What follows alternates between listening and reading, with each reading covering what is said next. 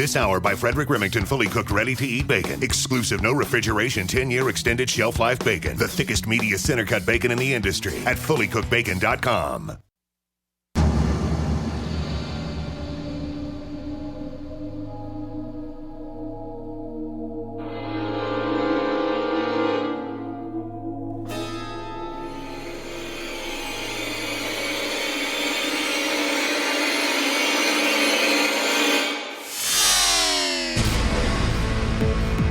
You're in the Paracast, the gold standard of paranormal radio. And now, here's Gene Steinberg.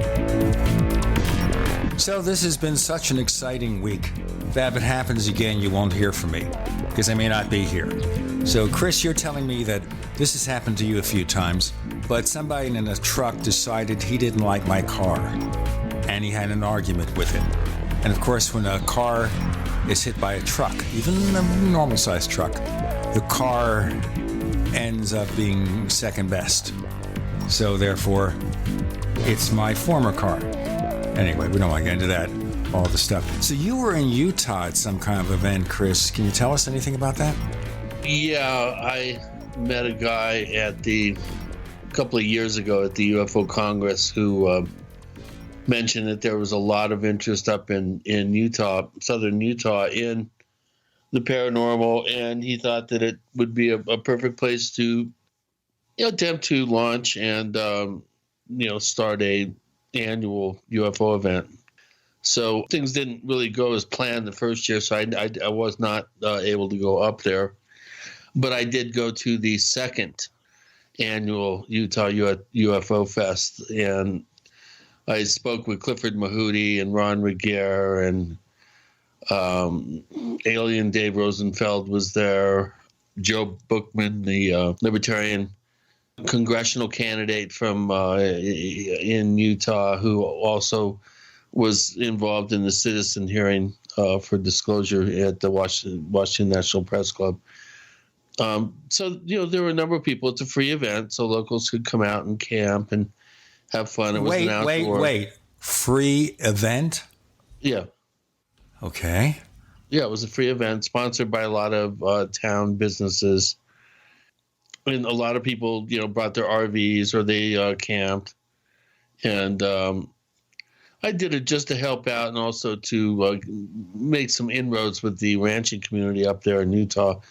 That particular part of the country has a real reputation of having a lot of activity that has gone on in the past, but very little, if any, of it is documented. So, plus it's right.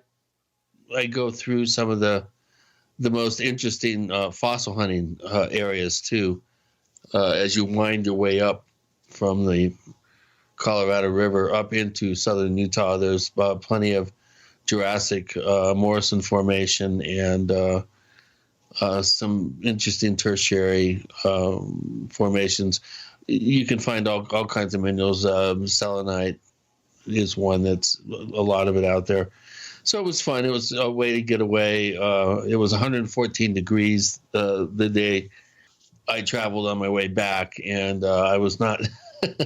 I wasn't looking forward to returning to the hottest weather I've ever experienced that we're going through right now. It's just my air conditioner comes on at 10:30 and it goes all day nonstop, and it can only keep the temperature down to about 89 degrees. Today's going to be another one of those brutal, there's no global warming going on days. Well, something's happening, but we're not going to make any guesses. Yes, it's global warming. Now, they're going to accuse us of being liberal pretenders here, or liberal advocates, because we believe in what 97% of climate scientists believe in. But I'm looking at the evidence of my eyes, and right now the maximum temperature for Phoenix, actually it sounds kind of cool, 111. So we're going to have a cold front here. Yeah. So, of course, the power companies love it because they'll make lots of money from you. Yeah. I know last summer when I was living in that double wide, it would run $550 or $600 a month to keep the thing down cool to about 78 or 79 degrees because there's no insulation. So everything you save on one of those places. Oh, well. Let's move into a few of the things that have been happening over the last few weeks, and maybe we'll get some of your input. Of course, we have the ongoing stuff with MUFON in light of the issue with that former Pennsylvania state director and so-called hate speech and like that. And what I've done, and I want to be fair, I don't want to say fair and balanced because the network that used to do that no longer says fair and balanced. But to be fair, objective, I wrote a letter to Jan Harzan, the executive director of MUFON, and I said, look, we all know what's going on here. We want to be able to present both sides of the question. Would you be willing to come on the Paracast? And he says after they do their conference. And Chris, if you looked at the guest list for the MUFON symposium this year. Oh, no. Oh, my God. Oh, Andrew Basagio and Corey Good.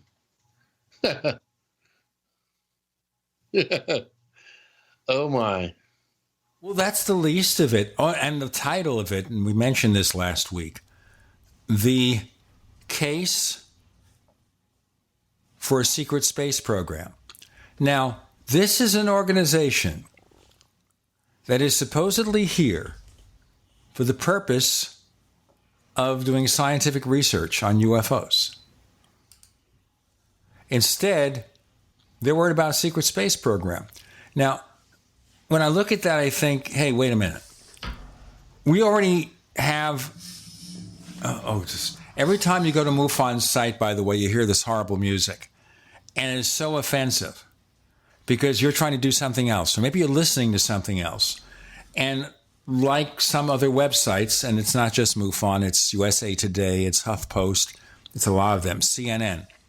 You open an article and it starts playing some kind of audio presentation. So we get the MUFON music. I had to turn it off there. So the guest list, Richard Dolan, I'm kind of losing my respect for Richard Dolan. What do you think? Well, I've been hearing more than a bit of grumbling the last couple of years, especially since his allowing himself to get involved personally down in Mexico City with the unveiling of the ill-fated crash test dummy, the dummy of the child, the Roswell slides thing. Ever since then, there's been a lot of grumbling about him, that he's maybe too interested in cults of personality and pushing publishing companies than getting research accurate. And, there's just been some people grumbling. Yeah, and I think I worry a little bit about his research and the quality. And the reason I bring it up is the time I think I first met him, I was looking at his first book, the UFOs National Security State book. And I read a page at random. Now, understand, this is not reading the entire book. It's reading one page at random. And I found a very serious error. And it's like he was quoting someone who quoted somebody going through third or fourth generation sourcing. And I asked him about it, and he kind of said, well, I guess I'll fix that. Thank you for telling me. Of course, I don't know that he ever had another edition of the book, so of course it was never fixed. Right. So this is the kind of thing that bothers me, which is not that he has a book like that, but he needs to be careful about checking his sources. And if you want to know a textbook case of how to do that, check what Kevin Randall's been doing the last few years. He's been double-checking the information about Roswell, finding some of that stuff doesn't hold water. He's gone to older cases. He's even got a book coming out about Socorro, New Mexico, where he's gone back and given the evidence into examination. And that's a good thing, because Kevin's a pretty careful guy. I don't know if the result's going to please Ray Stanford or not, but it's something that has to be done. Because if older cases have evidence that can be questioned, we need to question it. We've got an interesting guest today, and I don't even know how to describe it. I'll let Chris do it because he referred me to this guy in our next segment. John DeSouza. More to come with Gene and Chris. You're in The Paracast.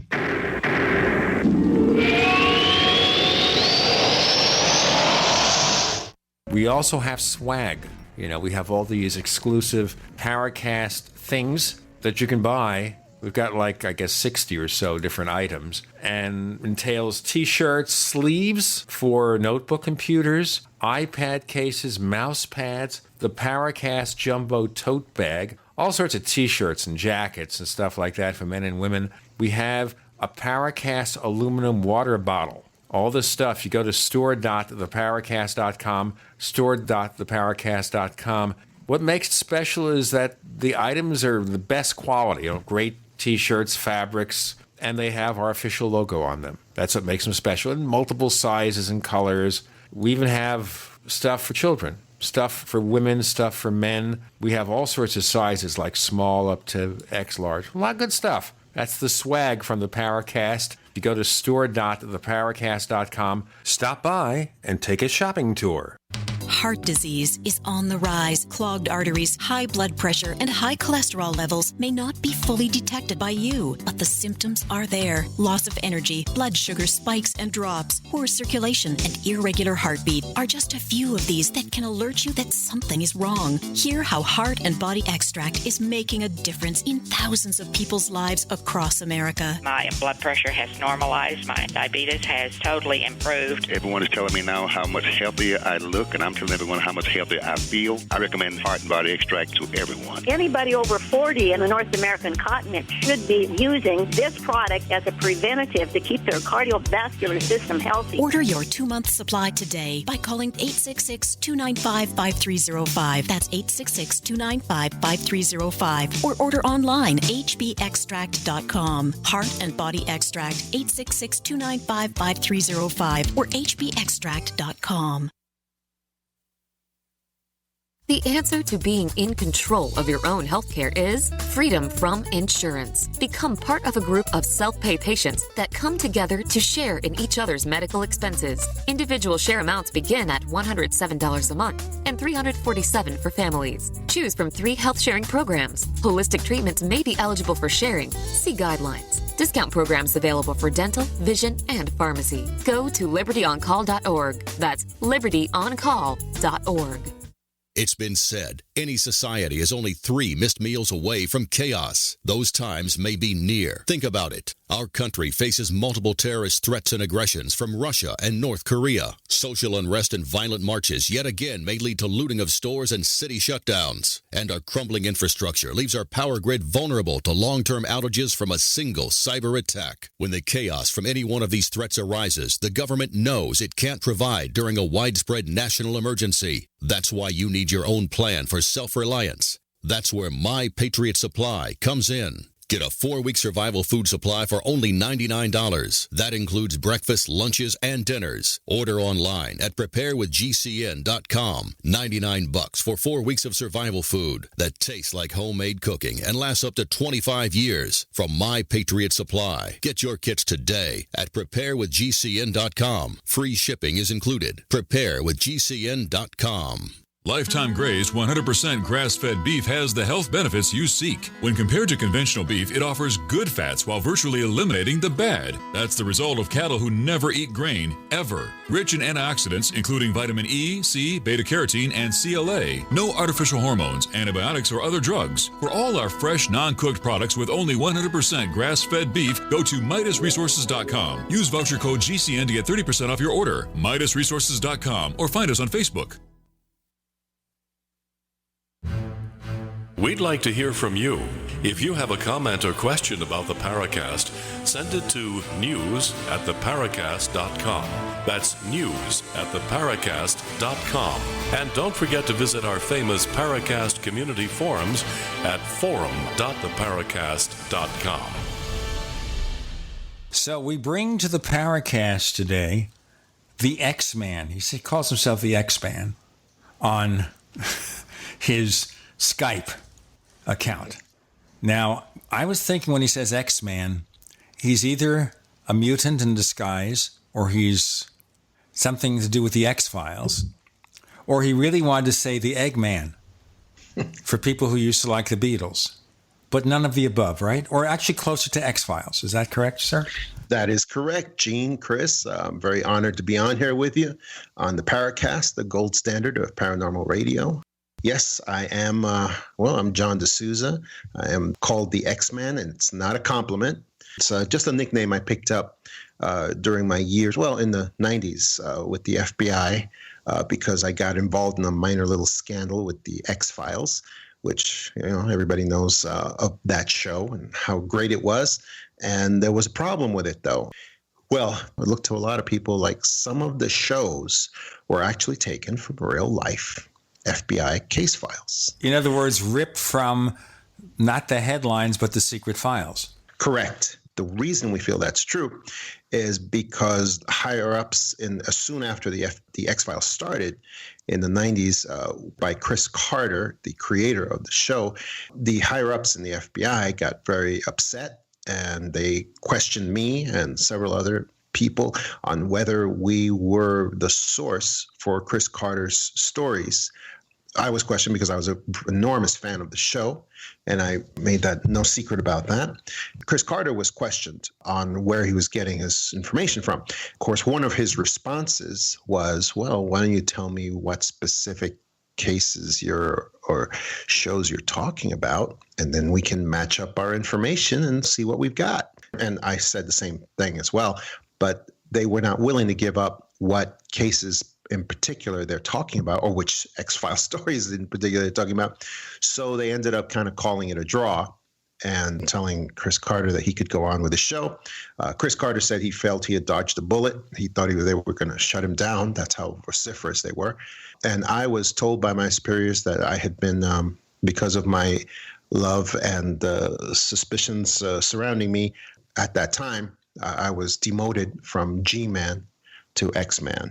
And so that's how that came about. Like I said, it was not a compliment at all. And so the show just was allowed to go on. I think it was one of the great shows on the air, especially in the world of the paranormal. And it really showed us quite a lot about what was going on in the world. So did you have any direct involvement with the show at this point, or what? No, I did not. As a matter of fact, Chris Carter, I believe that he said he was getting information on procedures, like FBI procedures, from retired FBI agents, which is perfectly fine. But people who are on board with the organization cannot consult with television shows. No. So therefore, James Comey did not disclose any information to the X-Files, especially since he was head of the FBI only during the most recent season of X-Files, when they brought it back for 6 episodes. Yeah, most likely. I don't know too much about what he does, even when he was in the FBI. Yeah, it's a good thing. It's a good thing he is where he is now. So I think that's best for everybody. All right. Now, the reason I brought up this FBI stuff, being that he's a former FBI agent, is when you look at his picture in Skype, and you see John with a suit and the tie, and you know if he had the FBI badge, you'd believe him. He looks like somebody who, at least at one time, worked for law enforcement. I don't know if that's a compliment or not, but that's how you look. Yeah, well, it's a position where you have a lot of responsibilities and you have to do a lot of things. And sometimes when you get a judge's order in your hand, you got to go do whatever that order says, even if it's going out and forcing other people to come with you, to do whatever you've got to do. And that does come up. And I had to be in that frame of mind, especially when most of my cases, most everything that I worked was in the war on terror. It was big counterterrorism cases that were pretty well known, like had a big public profile. The Unabomber case that went on for years and years, and the 93 World Trade Center bombing, and various other terrorism acts that went on during a long period of time. Looking at the X-Files TV program back when it was on, there was a certain amount of speculation that there was some sort of special bureau within the agency or a special subgroup, if you will, Yes. that was handling those types of cases. From your experience as a G-man, I mean, were there certain officers that specialized in the more kind of off-kilter cases like that? Was there a series of X-files that were being squirreled away for special investigation, to your knowledge? Well, yes, but not like a special X-Files section or squad or division, anything like that. The FBI, in large part, it functions on experts. There's agents, FBI agents, who are, like, for instance, the world expert on military medals and counterfeit military medals. And that particular guy will be the expert worldwide for doing nothing but that. And in the FBI, for quite a period of time, I was the paranormal pretty much collection point for anything that had to do with the paranormal for many years. It just occurred. It just developed over a number of years during that time, and anything that had to do with paranormal. But at the same time, I was only allowed to do what's called running out the lead in the physical world. So, for instance, I write about a lot of these cases in my book, The Para-Investigators. Basically, it's the FBI would allow the investigation of these cases until the physical question was answered. They really wouldn't allow us to go beyond that. A great example of that was the first case that many of us dealt with. That was the paranormal experience of the paranormal law enforcement, which was the Indigo kids of 9/11. When the 9/11 terrorist attacks happened, in the days before it, we had these cases of little kids, very young kids, all over the country, dozens and dozens of cases of these kids having precognitive experiences of what was going to occur on 9/11. And really? I yes. never heard that. Yes. Well, that was very well known in the law enforcement community, and it happened all over the country. And what happened was, all these kids had these experiences. They're not reported by their parents. They're not reporting their own kids, but babysitters, school bus drivers, teachers, caretakers. After 9/11 happened, they reported these kids in because it was this huge campaign of see something, say something, anything that could possibly be related to terrorism, please call it in, and people did. And I can just tell you some examples are, we had, for instance, there was a little girl, about 8 years old, on a playground the day before the 9/11 events.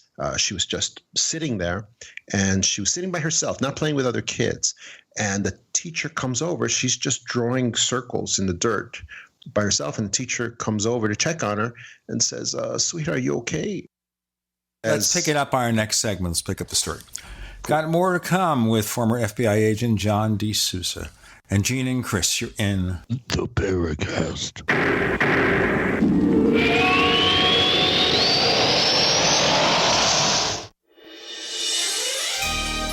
Thank you for listening to GCN.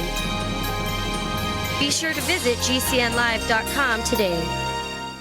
Hunters, anglers, campers, and survivalists. Get back to nature. Expand your horizons with the highest quality, most versatile, unique slingshots and sling bows on the market at slingbow.com. Slingbow products are compact and models start from just $17.98. They're perfect for your bug-out bag or storing in your vehicle. Give yourself and your loved ones the excitement and tradition of Slingbow, a new frontier in archery and truly modern twist on this primitive survival tool. Feel the thrill only at slingbow.com.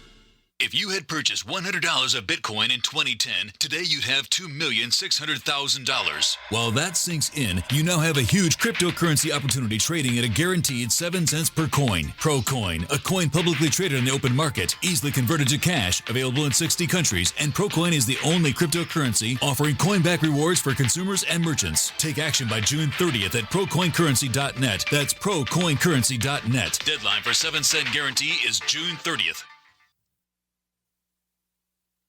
If you're 85 or younger, would you like peace of mind and comfort for your family? We're Final Expense Direct with an urgent message for you. The average funeral today costs over $8,000, but the most you'll get from government benefits is $255. How will your family pay the difference? We can help. Our senior plans start as low as just $1 a day and pay up to $30,000 for a funeral and other final expenses. Peace of mind is easy. There's no medical exam. You'll have lifetime coverage, and your plan can't be canceled as long as you pay your premiums. Call now for free information about our senior plans. Answer a few simple questions and receive approval right on the phone. Plus, call right now and we'll give you a discount prescription card for free. Call 800-557-0158. That's 800-557-0158. Again, 800-557-0158.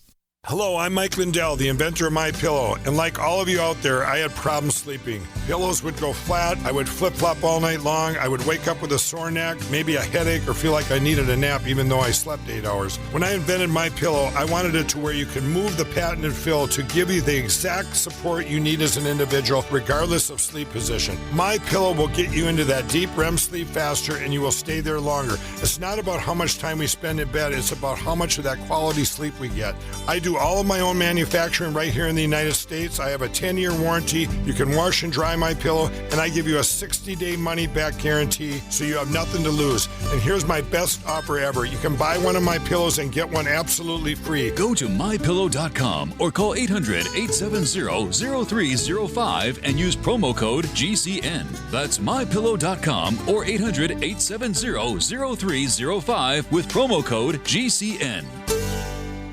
If you're a sleep apnea sufferer who's on the go, go to your phone. Because if you give us a call right now, you'll be able to try the world's first portable mini CPAP device absolutely risk-free for 10 restful nights. It's the Transcend Mini CPAP, an engineering marvel that's as small as a soda can and weighs less than a pound. Its unique design is so small and so light, you can fit it in your briefcase or purse to use anywhere you go. No more dragging around a big, bulky CPAP. Even better, now you can try Transcend absolutely risk-free for 10 restful nights by calling minicpap.com, 1-800-441-9833.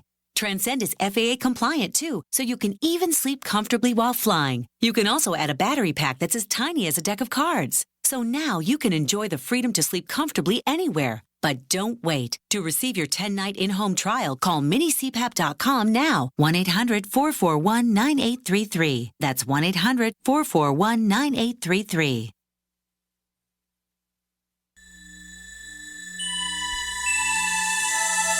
This is Jacques Vallée. You're listening to the Paracast, the gold standard of paranormal radio.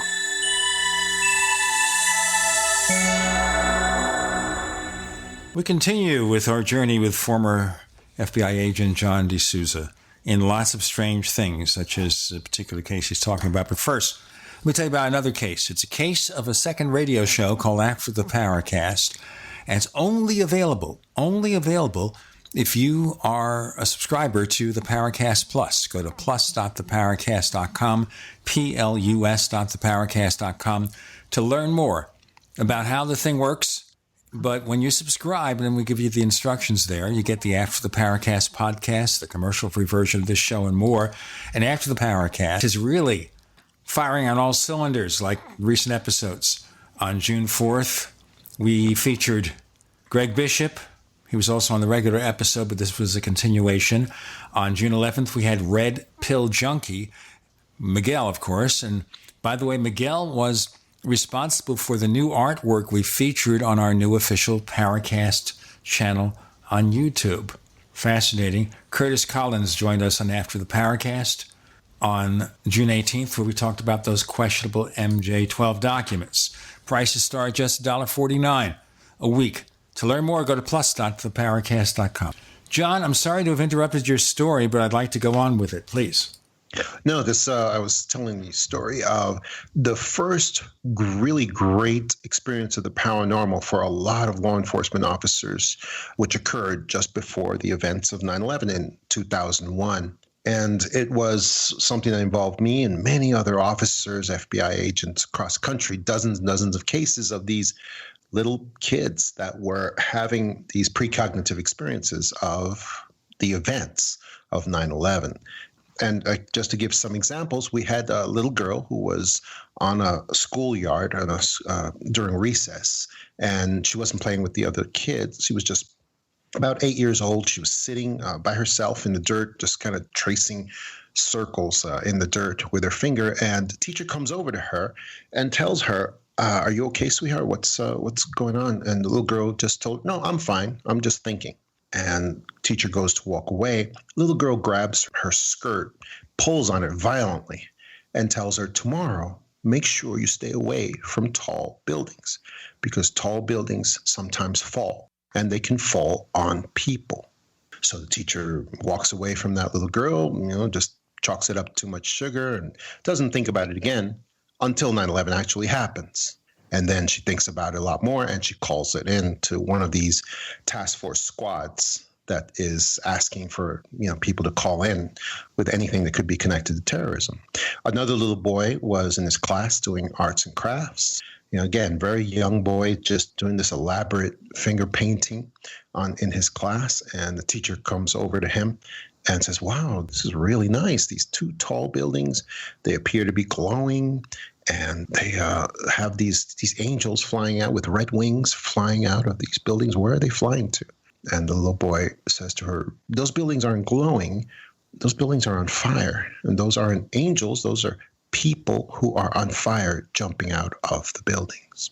So again, teacher just walks away from that little boy, doesn't really think too much about it until 9/11 happens. And then she calls it in, and people have to actually take those leads seriously. Law enforcement officers with guns have to go and interview this little kid about something that he probably barely remembers himself. And another example is a little boy was on a school bus, and he's just in the back of the school bus, and everybody's been delivered to the school. He's the last one on there because he falls asleep. He apparently didn't get much sleep the night before. The bus driver goes back to wake him up and wakes up the little boy, and the little boy wakes up screaming about people on fire falling out of buildings. Bus driver gets the child up, gets him to school, doesn't think much about it until 9/11 happens, and then calls it in. Now, all these cases had to be run out, as we call running out the lead. They had to be interviewed. There was no discretion on it. We could not just say, oh, okay, this is ridiculous. We're not going to interview these kids. These kids had to be interviewed. They had to be spoken to. Even if the law enforcement officer, even if the agent or the officer felt ridiculous, they had to go do it. And the families had to be checked for background, for any possible connection to terrorism, because the thought was maybe these kids could have had these experiences because they overheard adults, or they got some kind of impression from adults as to something they were planning or something like that. So that's why all that had to be checked.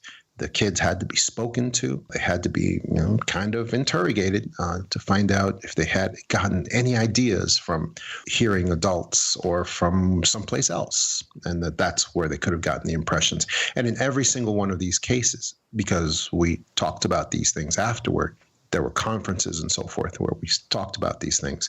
Every single one of these cases, it came back no connection to terrorism whatsoever. So the paranormal explanation was the only explanation left with these kids in every single instance. Let me tell you a story. True, my very modest 9/11 story. About 2 months before 9/11, the family and I went to New York, visit family in New Jersey and everything.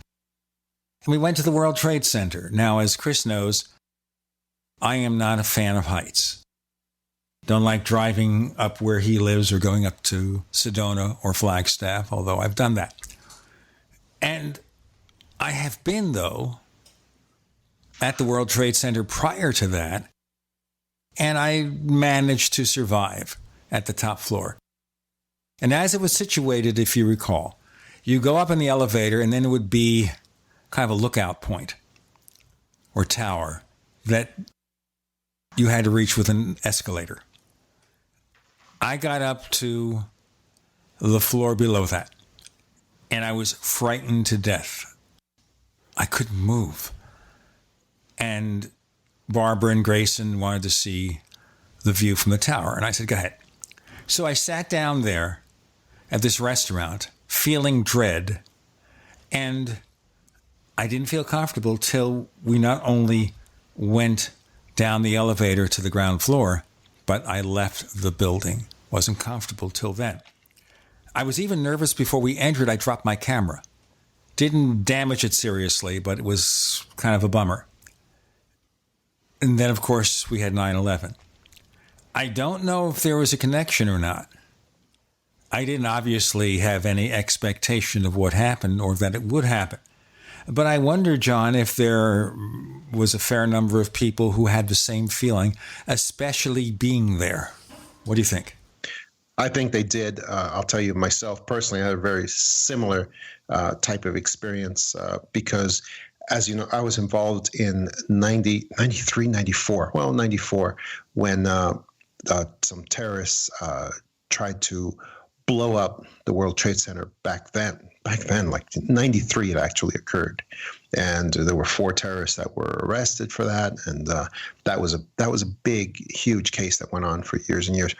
And so I testified in a lot of those cases, and we worked on that. And those cases went on for years as well. But whenever I would have to go myself to the World Trade Center after 93, I had always heard rumors that the stability of the towers were a little compromised. And sure enough, when I had one occasion to go up in this, and just like you did with your family, and it was a windy day. I felt that shaking, and they would tell you, oh no, that shaking is perfectly natural. That's perfectly natural. It's the buildings. I went in and out of there. I was a bicycle messenger down on Wall Street for a season, and I went in and out of there daily. And on windy days, I think it's way up to 3 feet. One thing I do recall. Let's do that on a break after that. Well, there you go. We'll have more of that and the feelings of dread in connection with 9/11 and the World Trade Center and more. John DeSouza, Gene Steinberg, Chris O'Brien, you're in the Paracast.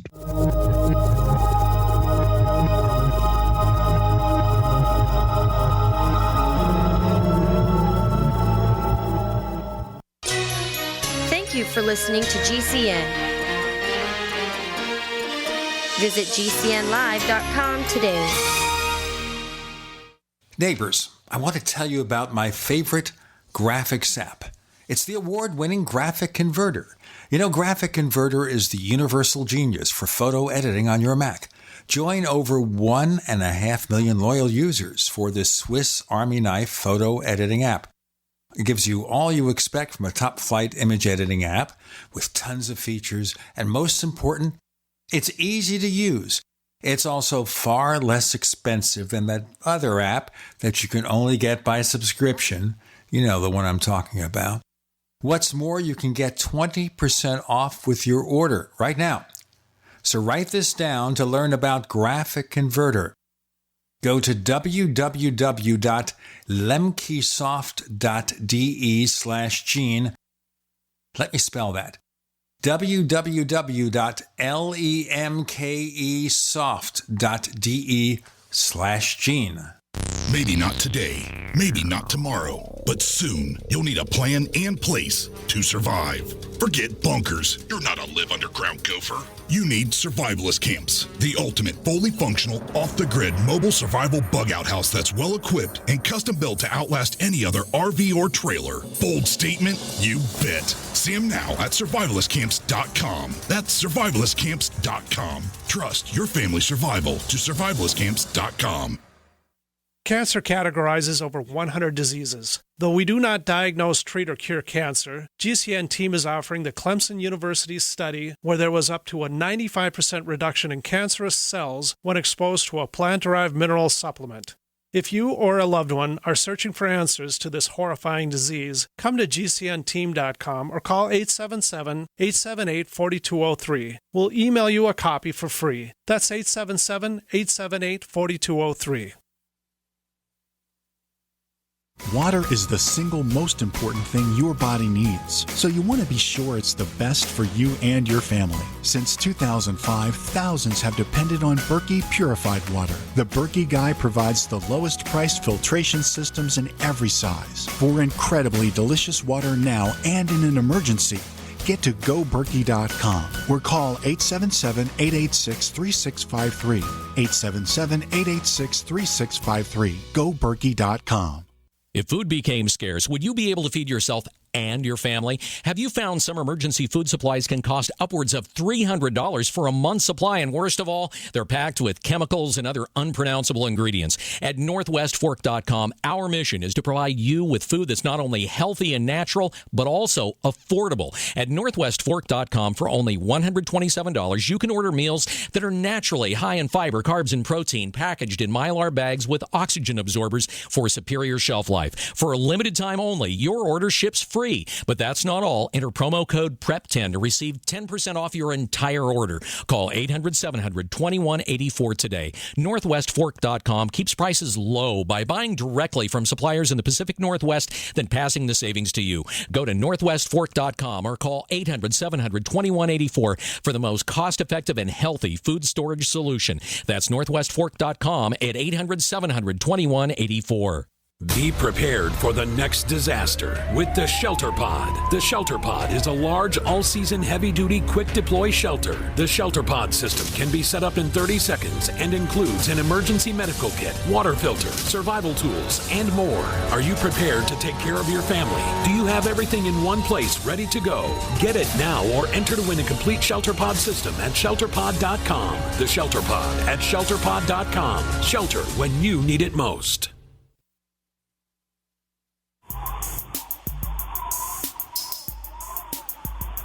Hey, this is Marie D. Jones, the author of This Book is from the Future, and you are listening to the Paracast, the gold standard of paranormal radio.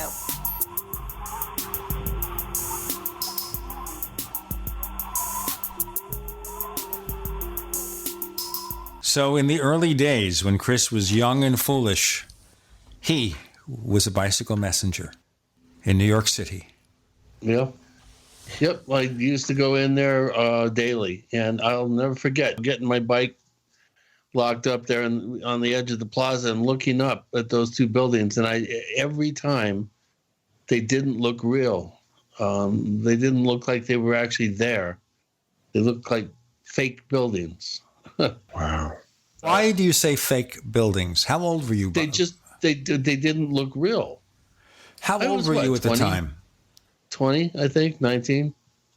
Fake buildings, fascinating. Yeah, they didn't look real. Standing at the bottom and in the plaza looking up, they didn't look real. That's the only thing it's the only way I can sum it up. I find it very interesting when we had Clifford Mahooty on quite a number of years ago.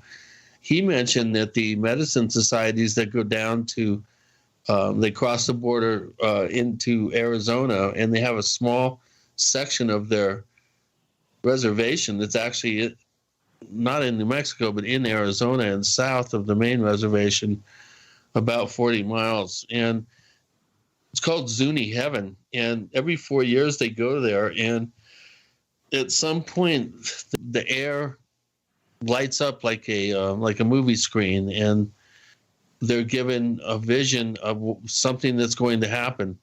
They go there, like I said, every 4 years in June. And in 2001, it was the fourth year. And so they went in June, and they were shown the World Trade Center being taken down. And so the Zuni, there are rumors going around there for weeks prior to 9/11 that something really terrible was going to happen. They had no idea when, how long in the future it was going to happen.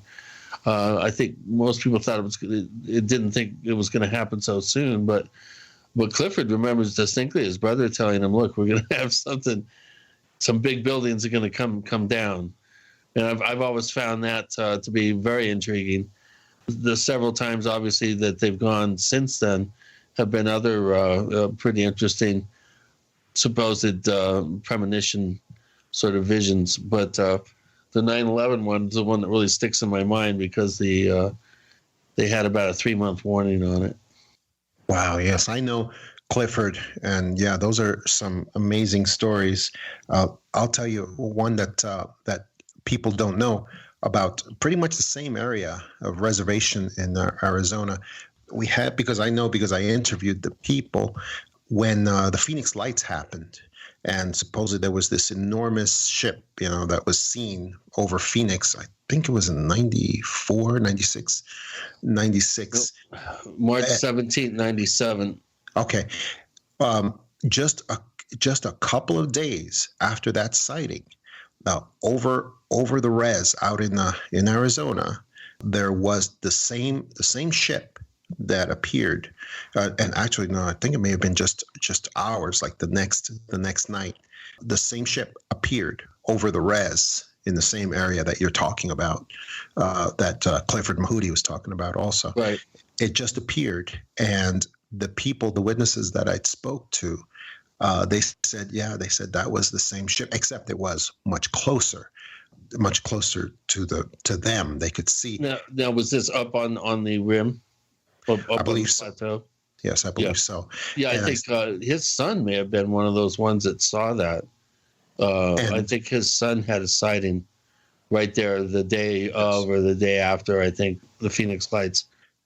And this ship that they saw, they said it was so immense, it was so large that they couldn't calculate. They really couldn't calculate how large it was. But they said it had to be at least a couple of miles across the sky because everything was blotted out. The stars were blotted out completely, and it was a very starry night. And one woman said it gave off a spotlight. If you could calculate the middle of such an immense object, somewhere from around the middle, it gave off that bluish green spotlight that came down to the ground. And one woman who was she was not a native person. She was a Caucasian lady, and she went running out to the spotlight and started jumping around and dancing in it. And she said it was the most amazing experience of her life, because everybody else was pretty scared of the appearance of the vehicle. So yeah, the reservations can be very mystical places, especially where there are people who are good receivers for that sort of thing. I've been going through your book, and I'm very intrigued how you've arrived at some of your conclusions. We're, as you probably know, having heard the show, we're fairly down on the ETH, the extraterrestrial hypothesis, as being woefully inadequate to explain at least the UFO sort of so-called alien side of these mysteries. And one of the things that caught my attention about you and your work was the title of your first book about the extra dimensionals. And, of course, being someone who's been a big fan of Jacques Vallée and John Keel and other more, shall we say, controversial thinkers within the field, yes, I thought that you would be a good guest to have on the show because, quite frankly, a lot of our audience, we find, has also expressed some dissatisfaction in, the mundane sort of pop culture view of these mysteries. And so I'd like to get in and start talking about your book. I find it fascinating that someone such as yourself would feel confident enough to publicly go ahead and associate themselves with these subjects. So what got you interested in writing the book, and how did your thinking get altered to the point where you felt you had enough material to actually devote to a book of this from this perspective? Yeah, and by the way, a lot of the ideas that I have in my books, they do look very much like Jacques Vallée's types of ideas about about alien visitors, basically not being physical at all, but being actually more like extra dimensional phenomena. And that's what I believe the case is. And I'll tell you what's funny is that where I originally got, and my books the extra dimensionals, anybody can go on my Facebook and get the first 50 pages for free and just read the first 50 pages. Just going on John DeSouza Facebook, scroll down a little bit, and you can get both of my books. You can just read the first 50 pages, which contains a lot of these references. And for instance, I first got the ideas for my books. Amazingly enough, it was not from Jacques Vallée, as brilliant as he is, and I love him as a thinker and a writer. But it was actually the first place I got these ideas from was from the FBI, believe it or not. And it's particularly a document written by an FBI supervisor from a long time ago, which I refer to as the smoking gun document. And what's crazy about this is, of course, it's featured in my book. I explain it, I go through it, I examine it, and I show it in my book very carefully for people. But what's crazy about this is anyone can look at this document and download it and get it themselves. It's at vault.fbi.gov. And that is the repository for all declassified documents from the FBI. And in it, and anybody can go on there and they can go down to the tab.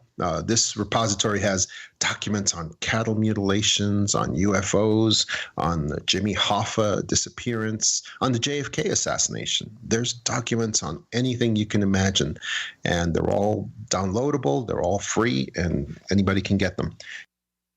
The stuff that the FBI has there on all these subjects, anything equivalent to a smoking gun or a questionable piece of information that doesn't take the conventional wisdom on these subjects, we'll find out more.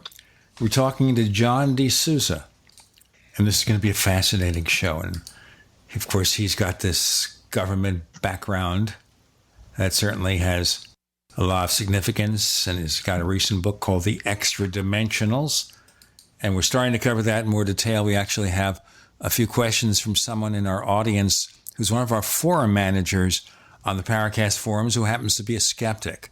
So we're going to see how he handles that. In the meantime, you're on with Gene and Chris. Of course, John DeSouza, our special guest. You're in the Paracast.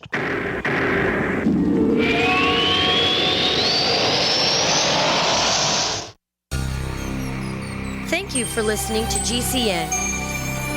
Visit GCNlive.com today. Ray Perkins, a reclusive veteran burned out from the Gulf War, lives tortured by relentless, perplexing nightmares. Nightmares of a horrific battle in deep space and of a mysterious woman suffering in agony for her devastated world. A woman not yet born, calling across centuries to him.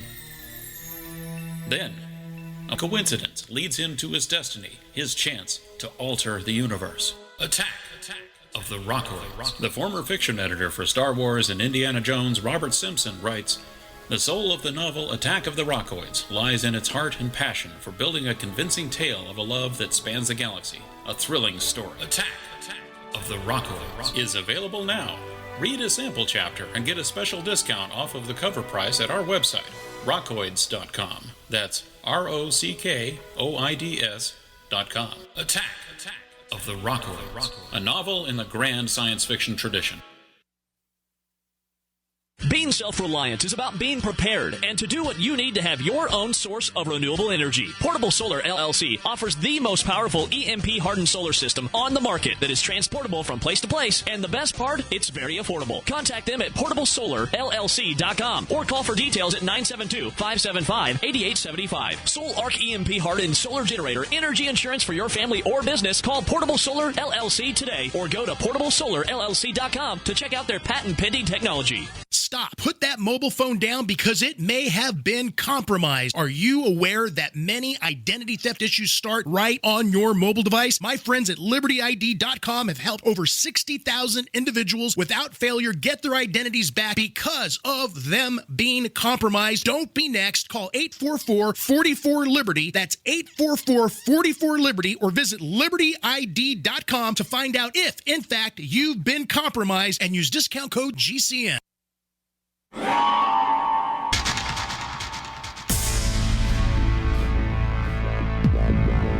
Welcome back to the Paracast, the gold standard of paranormal radio. And now, here's Gene Steinberg.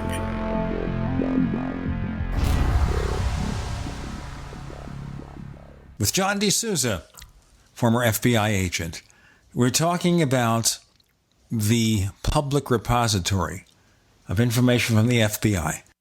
John, anything questionable or a potential smoking gun there, or would you think they would have kept that hidden?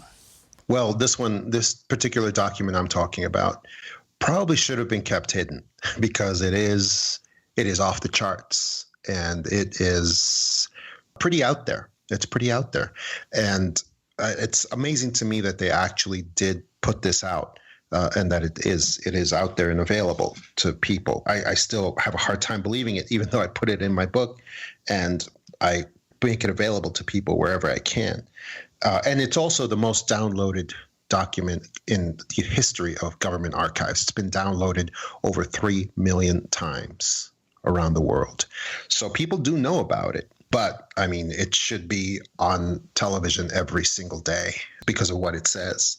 This document is it's titled, like I said, you go to vault.fbi.gov. On the right, there's a tab that says Unexplained Phenomena. You click on that. Then on the left, there's the word UFO. And you click on that, UFO. And then groups of documents will appear. And the one on the left side, it says 1947 UFO Part 1. And then you click on that. And then you go to page 22 of 69, page 22. And on page 22, there is this document that is titled A Memorandum of Importance, dated July 8th, 1947. And what it says is, it says this guy is with the FBI. He's a former scientist, and he is writing this document as an emergency broadcast to the scientific community, which he was a part of a short time before. And he says here, I have an informant. He says, my informant is super normal. Super normal. Super normal is just an old-timey word for supernatural. And because of the context, doesn't look like his informant is a ghost. It looks like his informant is actually something to do with an alien visitor. And he says, because of who my informant is, a lot of scientists will not believe what I'm saying, what I'm about to say, but I still have to advise them because it's the right thing to do. And then he says here, these are the conclusions that come from my informant, and I'm letting you guys know. And he has about 8 conclusions written down here. The most important of which, of course, is, he says, alien visitors are not physical. They are not physical. He says they are from other dimensions outside of our physical time and space. He says they appear, they exist in other, and he uses the old Vedic term, lokas. They exist in other lokas, which is levels of existence that never intersect with ours. And he says they change their vibration in order to match our physical vibration for short periods of time. And that's how they materialize here. And then he says, and then eventually they dematerialize and go back to their own dimension of time and space. He also says UFOs are, there's nobody inside of them. There's nobody in there. He says UFOs come here the same way that the alien visitors do. And he says there's no one inside. He also says they're not made of metal. They're made out of some kind of radiant material that we could understand as plasma. That's probably the closest understanding we would have. He also says that they are here for peaceful purposes to see if they can settle here permanently. He says that's what they're trying to find out. And he also says because of their incredibly advanced technology, it would be a tragedy if our Air Force ever attacks them. And what's funny is shortly after this document was sent out, we see in 1952 the invasion of Washington, D.C., the airspace over the Capitol. We see what happened when it was the first and only time the U.S. Air Force was sent after a bunch of UFOs. And it was a tragedy. It was definitely a tragedy. The UFOs were and anybody can look this up, 1952, the Washington, D.C. invasion of several UFOs that were over the Capitol building airspace type area. And that went on for almost 2 weeks.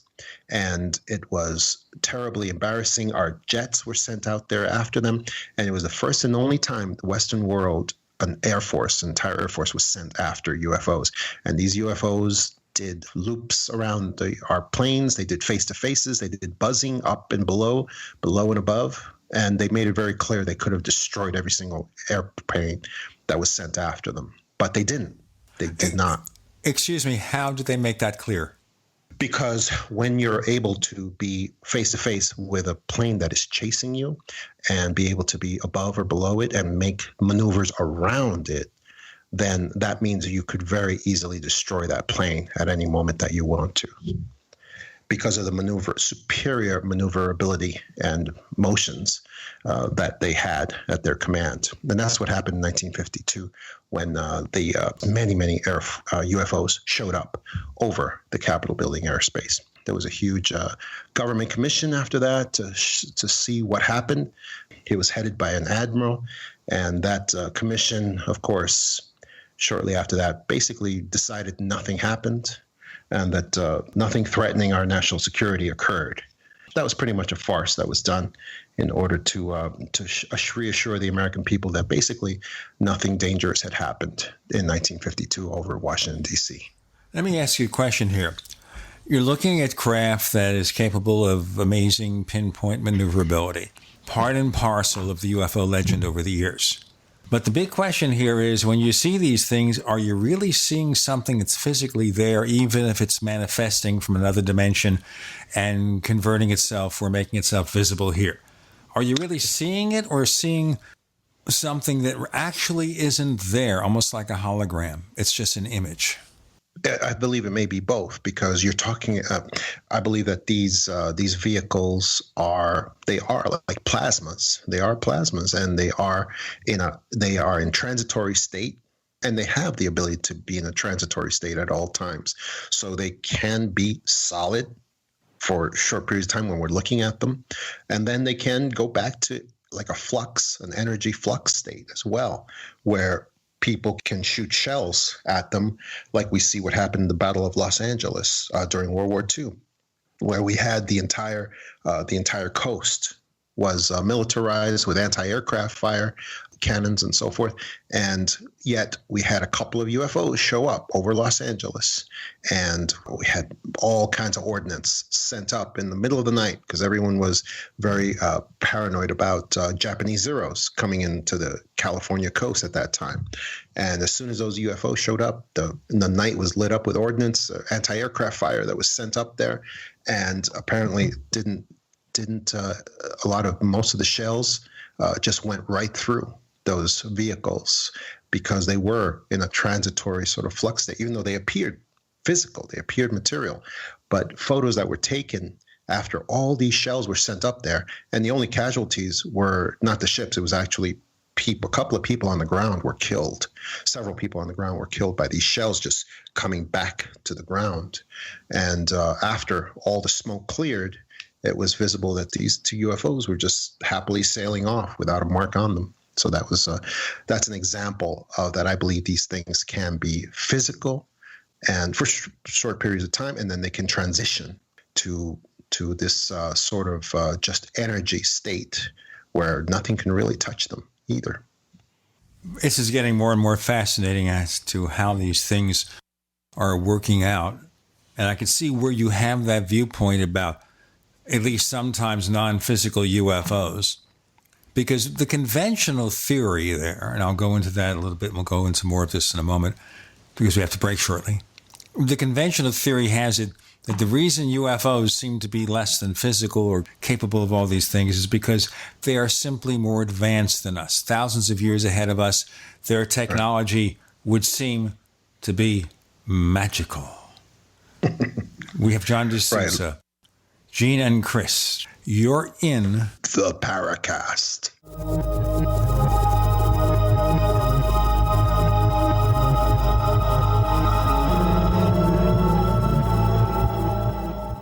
Attack of the Rockoids has been well received by critics and readers alike. It's a thrill-a-minute story you'll never forget.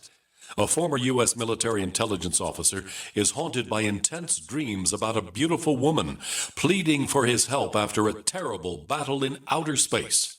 But the dreams turn out to be true and thrust him into a telepathic love affair with a woman whose faraway planet is intent on destroying the Earth. And now the gripping tale continues in The Coming of the Protectors. It's the second book of the Rockoids trilogy, a galaxy-spanning adventure that pits our hapless heroes against powerful, fanatical enemies that threaten the lives of freedom-loving beings everywhere. Attack of the Rockoids and The Coming of the Protectors. Classic science fiction at its best, available now. For more details, visit rockoids.com. That's ROCKOIDS.com.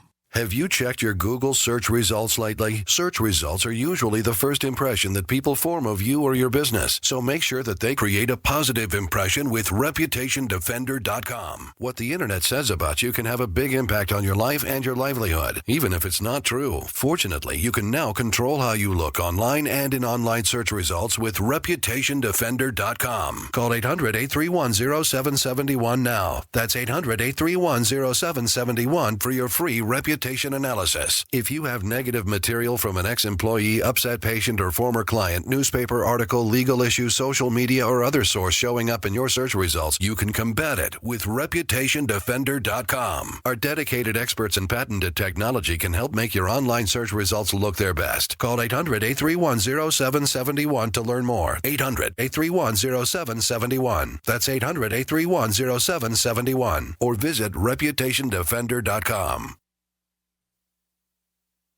My husband says, "You are what you eat." Not true, dear. I did my research. Actually, you are what you can absorb. So I didn't feel the vitamins and supplements I was taking were effective. I didn't feel any different. Then I switched to Protivite, a liquid multivitamin, mineral, and phytonutrient complex. And wow, you've got to see the video at TrueHealthFacts.com. That's TrueHealthFacts.com. Then call 502-410-3411. Protivite is nutrition you can feel. Protivite is nutrition that gets in. Hi, this is Ron Paul, former congressman and Republican presidential candidate. I love these summer months because this is when I get to enjoy the fresh fruits and vegetables that are being harvested on small farms and in our backyards. We all look forward to garden tomatoes and corn on the cob. Don't you wish there was a better way to preserve their true tastes and flavors? I'm here to tell you that there is a better way. It's by using the amazing home freeze dryer from Harvest Right. I have a Harvest Right freeze dryer and use it to preserve the foods I love. Strawberries, apples, and even lasagna and ice cream can stay fresh for 25 years. And the best part of my freeze drying is my family and I have a supply of long-lasting food on hand. So no matter what may come, we feel better prepared. We love our freeze dryer. To learn more, go to harvestright.com or call 800-923-9591. That's harvestright.com or 800-923-9591. We use cell phones against our heads every day. But now a landmark U.S. government study confirms increased health risks from exposure to EMF radiation emitted from these devices. The time to protect yourself is now. The solution is Defender Shield. Proudly made in the USA, Defender Shield blocks virtually 100% of EMF radiation emitted from cell phones, tablets, and laptops. Buy now at DefenderShield.com. Use discount code DEFENDER for 10% off. DefenderShield.com, the worldwide leader in EMF radiation protection. We'd like to hear from you. If you have a comment or question about the Paracast, send it to news@theparacast.com. That's news@theparacast.com. And don't forget to visit our famous Paracast community forums at forum.theparacast.com. Let's continue here. So, as I'm saying, yes, you can theorize about UFOs from the multiverse, whatever, and I've done that. And a lot of us have done things that require us to look into alternate explanations for UFOs. But if you're encountering physical craft in the way we know physical, and the technology is hundreds or thousands of years ahead of us, don't you think they'd be capable of doing things that we'd regard as magical? Sure, like Arthur C. Clarke said, basically science that is sufficiently so far advanced of us, of what we can do, would appear indistinguishable to us from magic. Yeah, it would just look like magic, of course, because it's just something that is just so far out of our realm that we just can't understand it. But that's exactly why I tell people, I'm always telling people that in ufology, what we've done is we've tried to humanize alien visitors to a large extent. And that's kind of the paradigm that stayed in for the last 60 years, which is ridiculous because they are not like humans. They are not cramming themselves into little metal shells like rockets and sailing across the galaxies like we would have to. They don't need buses to travel from one space to another like we would. It's just not the case. They are simply beaming in, for lack of a better phrase. I mean, that's probably the best we can understand it. They are beaming themselves into wherever they go.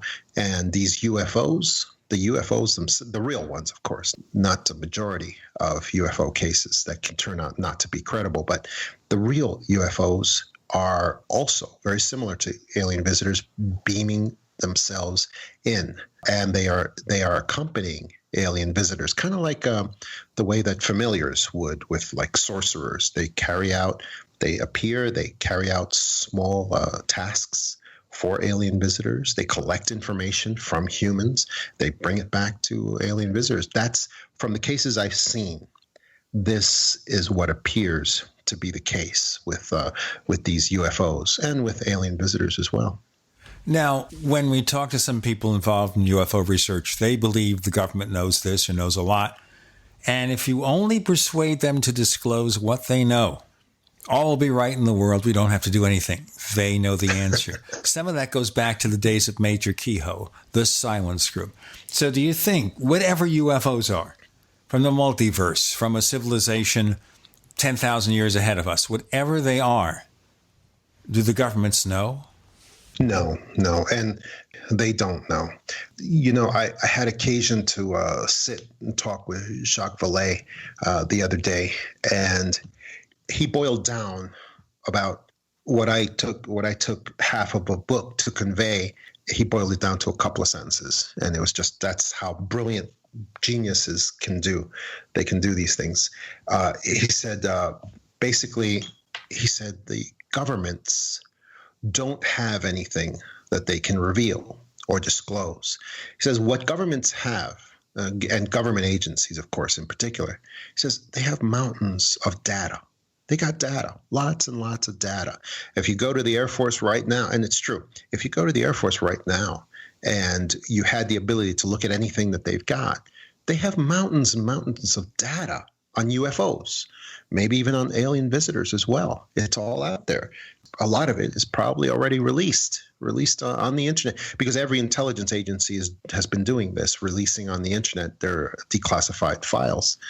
And so, yeah, there's plenty of data, but there's no particular plan or structured knowledge that can be released, disclosed to anybody in particular. They just don't have that, and I don't believe they've ever had. I don't believe there's anyone in government that has that particular. Okay, here's the plan. Here's the entire agenda that I can now let you know because someone's given me permission. I don't think that exists. I just think they have mountains of data that we can look at or not look at. But there's no structure. There's no one there that had the entire plan from the alien visitors as to this is what we're doing, this is what the agenda is. I don't believe there's ever going to be disclosure because of that, because they just don't have it to disclose. There will be, however, I do believe there will be revelation from the alien visitors themselves, and that will happen eventually, and probably sooner than we think. Why do you believe that? Because we appear to be reaching a crescendo of some sort. We appear to be reaching the point where these alien visitor phenomena, observation experiences, contact experiences, abduction experiences, they're not leveling off. They're not decreasing. Instead, they're increasing, and they always continue to increase. And so we're approaching some kind of crescendo. Also, because our technology is increasing as well, and our wonderment with these experiences is decreasing, they need to step it up. They cannot live without our wonderment, without the awe that we have for these experiences. And if that reduces, they need to do something to increase the spirit of awe and wonder that we have with alien visitors. When it becomes kind of a routine thing, like, there's a genuine UFO, there's some alien visitors experiencing something, people are experiencing these things, and it becomes kind of like ho-hum, kind of like routine for us, then they have to increase the game. And I think they will very, very soon. And I think everything we've seen approaches towards that reality. How long do you think these visitors have been here then? Oh, I think, if you look back in history, anyone can look this up. There's an experience that is recorded with Alexander the Great, where he was just, and I don't even remember what century that was, in the BC era, but he was consolidating his power in the Macedonian Empire, and he was attacking one of his cities that he had to conquer in order to consolidate his power.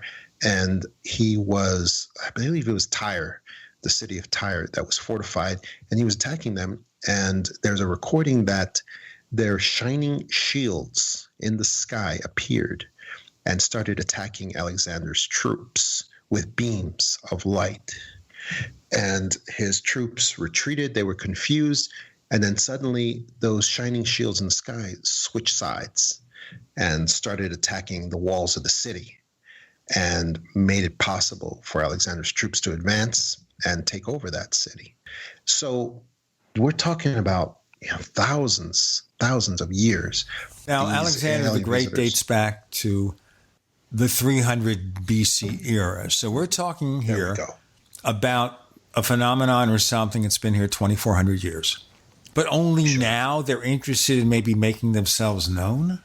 No, I think they've been making themselves known since they were appearing even before recorded history as well. Let's go into that in the next segment with John DeSouza. And Gene and Chris and listener questions. You're in the Paracast.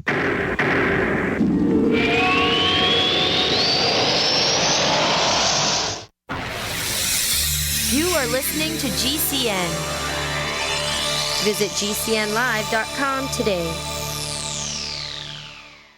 Tyler, time to go for our family walk.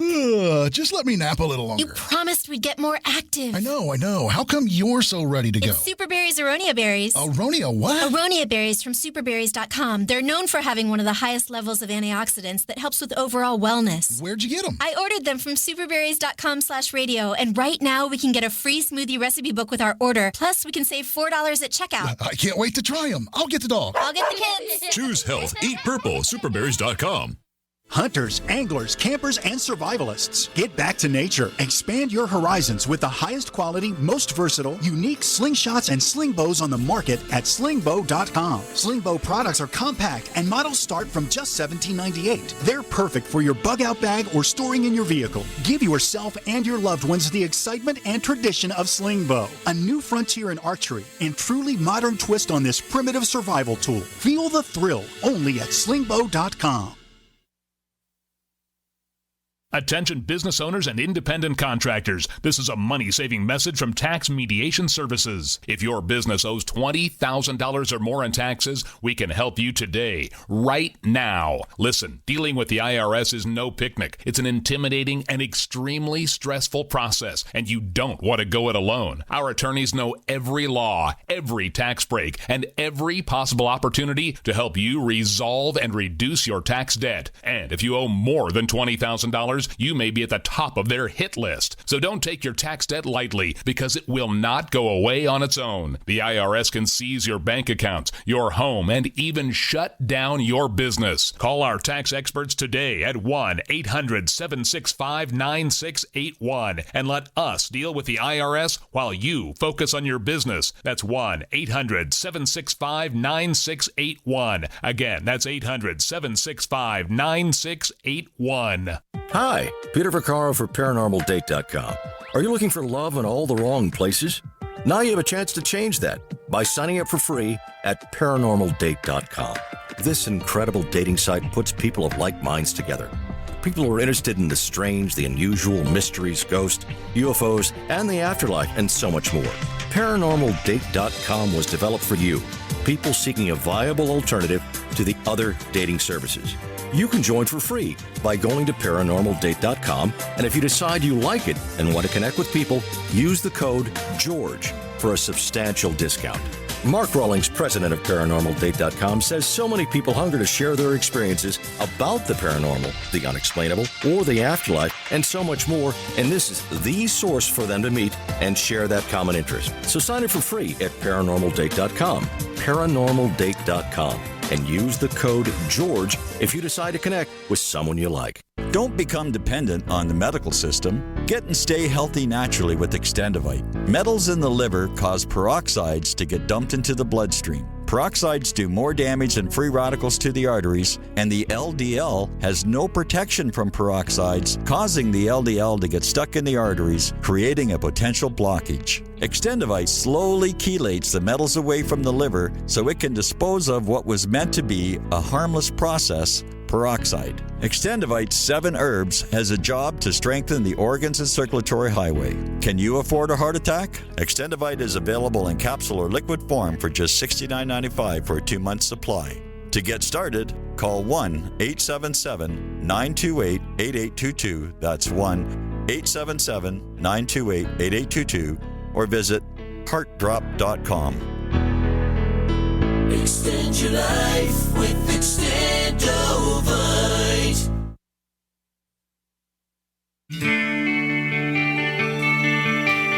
This is Jerome Clark, author of the UFO Encyclopedia and other books. You're listening to the Paracast.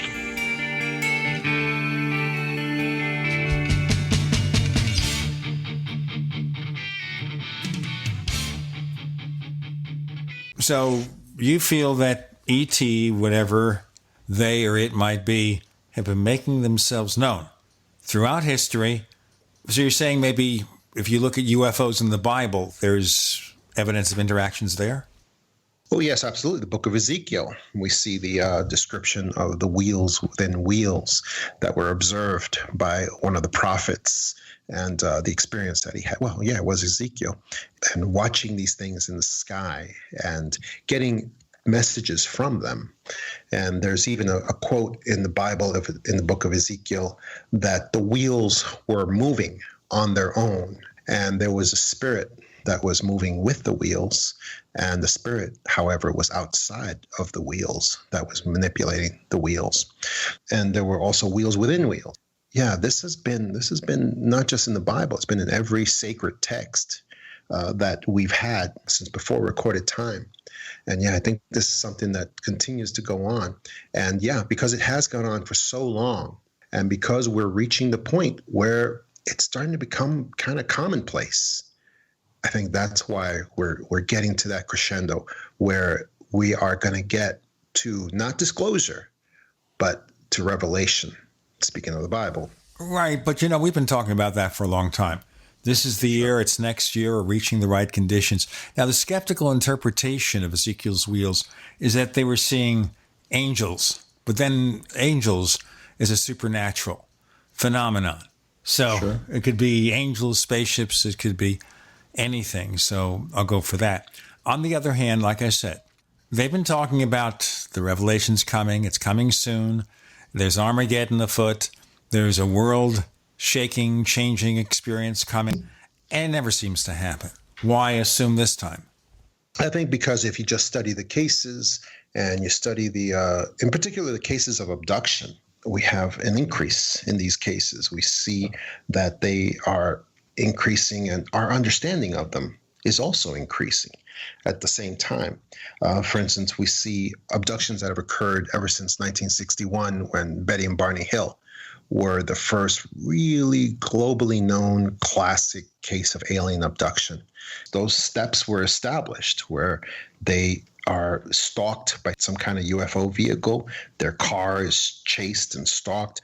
Then they themselves are acquired by these alien visitors. They exercise command and control over them. Then they do they transport them to this medical facility and then do these experiments on them. It was not a positive experience for them. And it was actually very negative, haunted them for the rest of their lives.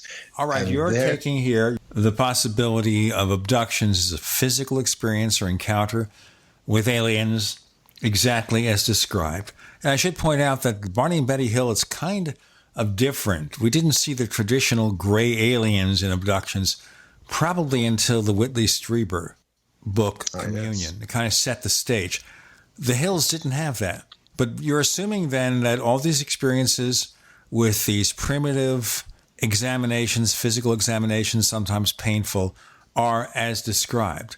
And I'll just throw out a red herring for you. You'd have to read our forums or listen to an appearance on the Paracast by a guy named Miguel, who runs by the name of Red Pill Junkie online. Whoa. And he suggested that there's a resemblance between the abduction experience and a near-death experience. But if that's the case, why assume it's the result of an encounter by E.T.? Besides which, why would E.T. have to do the same silly thing over and over again? How many samples of humans do they need before they have enough samples? Oh, that's an excellent question. I mean, yeah, if you figure these abductions have been occurring probably much before 1961, probably for a very long time, and they continue to go on, how much human material do they really need? Well, one of the things I do is I always do an examination where I actually say the very controversial saying that alien abductions are actually a fraud. And the reason I say that is not because they're not true, but actually because they are true. And if you think about their technology, then all these steps that are involved with every classic abduction, the stalking, the pursuit, the acquiring of the individuals from their car or from their home, the command and control, if we're assuming that these abduction experiences are absolutely true, and all these steps that they go up to, what is the need for them? If you really think about their technology, really the only important step is the final step, the collection of human material, the cells, the tissue, the sperm, ova. That's the important step in this. They really don't need these other steps because with their technology, they could actually show up at a stadium, collect all they could, and apparently they can manipulate time as well. They could actually show up at a stadium or any place where there's lots of people gathered, and they could collect all the human material they want and disappear, and no one would even know they were there. Okay, so why do we take the abduction experience seriously? If they can do that and nobody knows, right? Why would they abduct individuals and put them through all this?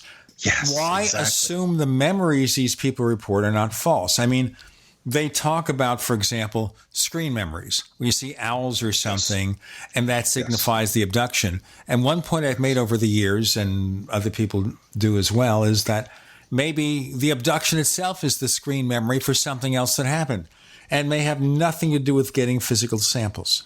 Right. Well, I would invite people to actually go and see the interviews from Betty and Barney Hill, both before the hypnosis removed the screen memories and then even after. Oh, yeah, because we've all done that. We've all read that book, and I met Betty Hill a few times, and we've interviewed her niece, Kathleen Marden, right, who's an abduction investigator, right, a number of times. So we've heard all this, but when we're still assuming that the experience that the Hills reported accurately represents it.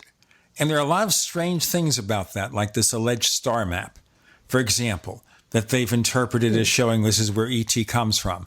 But you and I know that that's 1960s technology. Because even today, if ET is going somewhere else, they're not using a star map. And we don't know what they do 2,000 years from now. That's a red herring. Why take it seriously? But wasn't the star map then charted out by Betty Hill after she underwent hypnosis? No, it was charted out by Marjorie Fish, a school teacher, again using 1960s perspectives. Okay. Right, but later it was filled in with the actual names of the stars and names of the system. But that doesn't mean that this is where they come from, or even that it wasn't a show for their benefit. Okay? Yeah, why assume this is where they come from? That doesn't even make sense. I don't, because like I said, I don't believe alien visitors are from our time and space. I don't believe they're from the galaxies across the way or anything like that. I believe the alien visitors are actually from other dimensions. They have nothing to do with these galaxies. But I do believe that they provided that star chart to Betty Hill and gave it to her. Whether that was a deception or not is a different issue. But I did believe someone provided it. And the reason I say someone is because we forget that the government has over the years done a lot of strange experiments with people. In fact, there is a theory now, which is not an unpopular theory, that what happened at Roswell was not the crash of a spaceship, but represented the sad result of some human experimentation involving balloons. All right? So Roswell was not what it seems to be. And Kevin Randall, who studied Roswell for 30 years, determined after all this investigation that the original evidence that it was a spaceship, there were bodies recovered, he can't really confirm that anymore. Only that something happened at Roswell. We don't know what it was. And again, we're trying to take something literally that we really don't know anything about. Was, for example, the Betty and Barney Hill affair, because they lived near a government installation and they had friends in the government. Was it possible that was also something that was really a mind control experiment and not a physical event involving encounters with ET? We've got more to come with John DeSouza.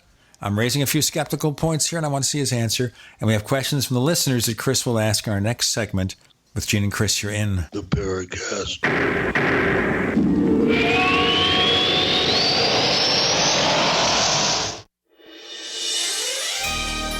Thank you for listening to GCN. Be sure to visit GCNlive.com today. Neighbors, I want to tell you about my favorite graphics app. It's the award-winning Graphic Converter. You know, Graphic Converter is the universal genius for photo editing on your Mac. Join over 1.5 million loyal users for this Swiss Army knife photo editing app. It gives you all you expect from a top-flight image editing app with tons of features, and most important, it's easy to use. It's also far less expensive than that other app that you can only get by subscription. You know, the one I'm talking about. What's more, you can get 20% off with your order right now. So write this down to learn about Graphic Converter. Go to www.lemkesoft.de/Gene. Let me spell that. www.lemkesoft.de/Gene. Anytime, any place, anywhere. Radio remains the most intimate of all forms of media. At home, at work, in the car, on smartphones. Over 90% of consumers still listen to radio every week. That makes choosing radio as a place to advertise your business one of the best decisions you can make. Email advertise@gcnlive.com and partner up with an experienced GCN representative. Advertise@gcnlive.com. Easy, affordable, effective. Be prepared for the next disaster with the Shelter Pod. The Shelter Pod is a large, all-season, heavy-duty, quick-deploy shelter. The Shelter Pod system can be set up in 30 seconds and includes an emergency medical kit, water filter, survival tools, and more. Are you prepared to take care of your family? Do you have everything in one place ready to go? Get it now or enter to win a complete Shelter Pod system at shelterpod.com. The Shelter Pod at shelterpod.com. Shelter when you need it most. We use cell phones against our heads every day, but now a landmark U.S. government study confirms increased health risks from exposure to EMF radiation emitted from these devices. The time to protect yourself is now. The solution is Defender Shield. Proudly made in the USA, Defender Shield blocks virtually 100% of EMF radiation emitted from cell phones, tablets, and laptops. Buy now at DefenderShield.com. Use discount code DEFENDER for 10% off. DefenderShield.com, the worldwide leader in EMF radiation protection. Are you happy washing your hands with harsh chemicals? Are you happy doing laundry with detergents? Are you happy paying high prices? Find your happiness with Pure Soap. These all-natural, earth-friendly Pure Soaps are the very best you've ever used. Buy in bulk. Get a 12, 36, or 48-month supply, or get items individually and still save big. You're getting soap products twice as good as what you're using now, earth-friendly and natural soaps. Your family deserves the best. Happiness is 5starsoap.com. Why not put your money up the drain for a change? See them at 5starsoap.com or call 1-800-340-7091 for a catalog. Cal Ben Soap Company can save you thousands of dollars and give you good old-fashioned real soaps that are triple concentrated. Soaps made from vegetable and coconut oils. See their full selection of soaps at 5starsoap.com. That's F-I-V-E starsoap.com. Or call 1-800-340-7091 for a catalog. The answer to being in control of your own healthcare is freedom from insurance. Become part of a group of self-pay patients that come together to share in each other's medical expenses. Individual share amounts begin at $107 a month and $347 for families. Choose from 3 health-sharing programs. Holistic treatments may be eligible for sharing. See guidelines. Discount programs available for dental, vision, and pharmacy. Go to libertyoncall.org. That's libertyoncall.org.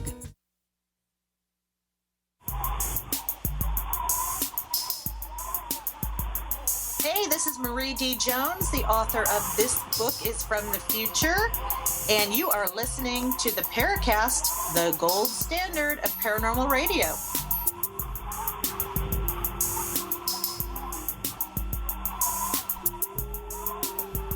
Okay, before we get to the questions, John DeSouza, you see the skeptical points I'm raising, not because I'm necessarily a skeptic, but what we have accepted in the UFO field before may not be quite what we thought it was.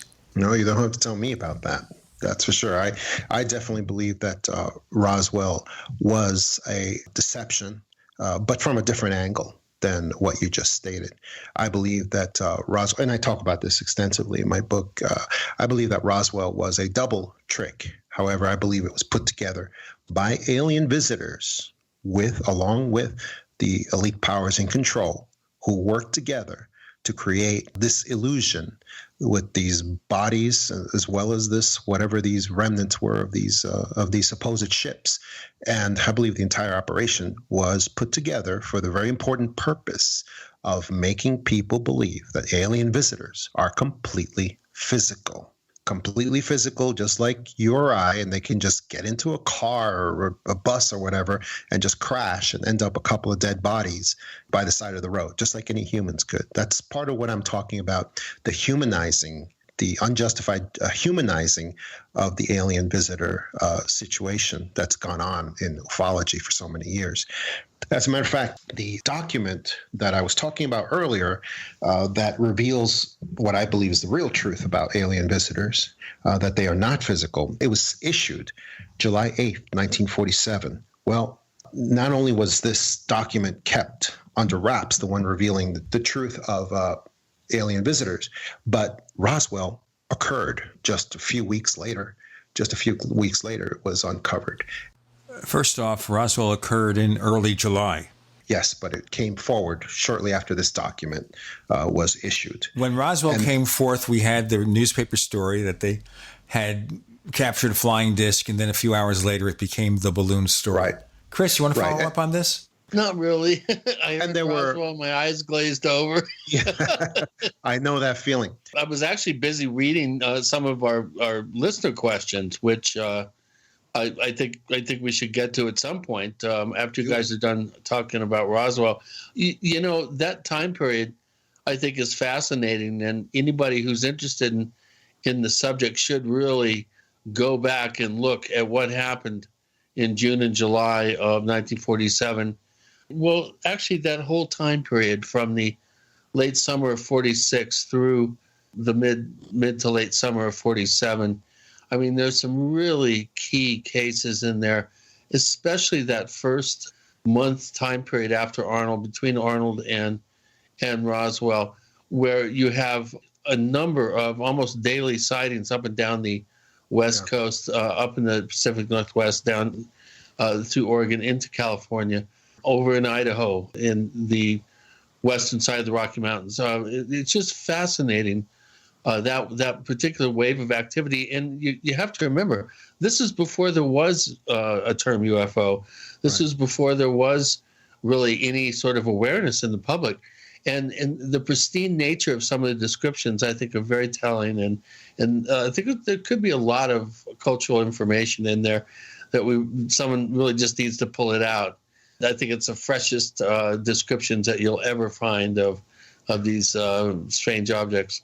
It was a very desperate time during this period, and people were, especially the scientific community, were desperate for answers. And that's one of the reasons why this document was produced, the one I talked about originally, the Memorandum of Importance. And It was produced for that reason, because the scientific community was desperate for some answers as to what's going on, what's happening. Well, have you had any experiences? One of the questions here is from William Strathman, who's been a poster at forum.theparacast.com, where listeners get to ask our guests very pointed questions. And he's wondering, he says, I presume you have had paranormal experiences. He wonders, when did you start having them, and was it before your service in the FBI? Yes, it was, absolutely. I talk about it in my book, The Extra Dimensionals.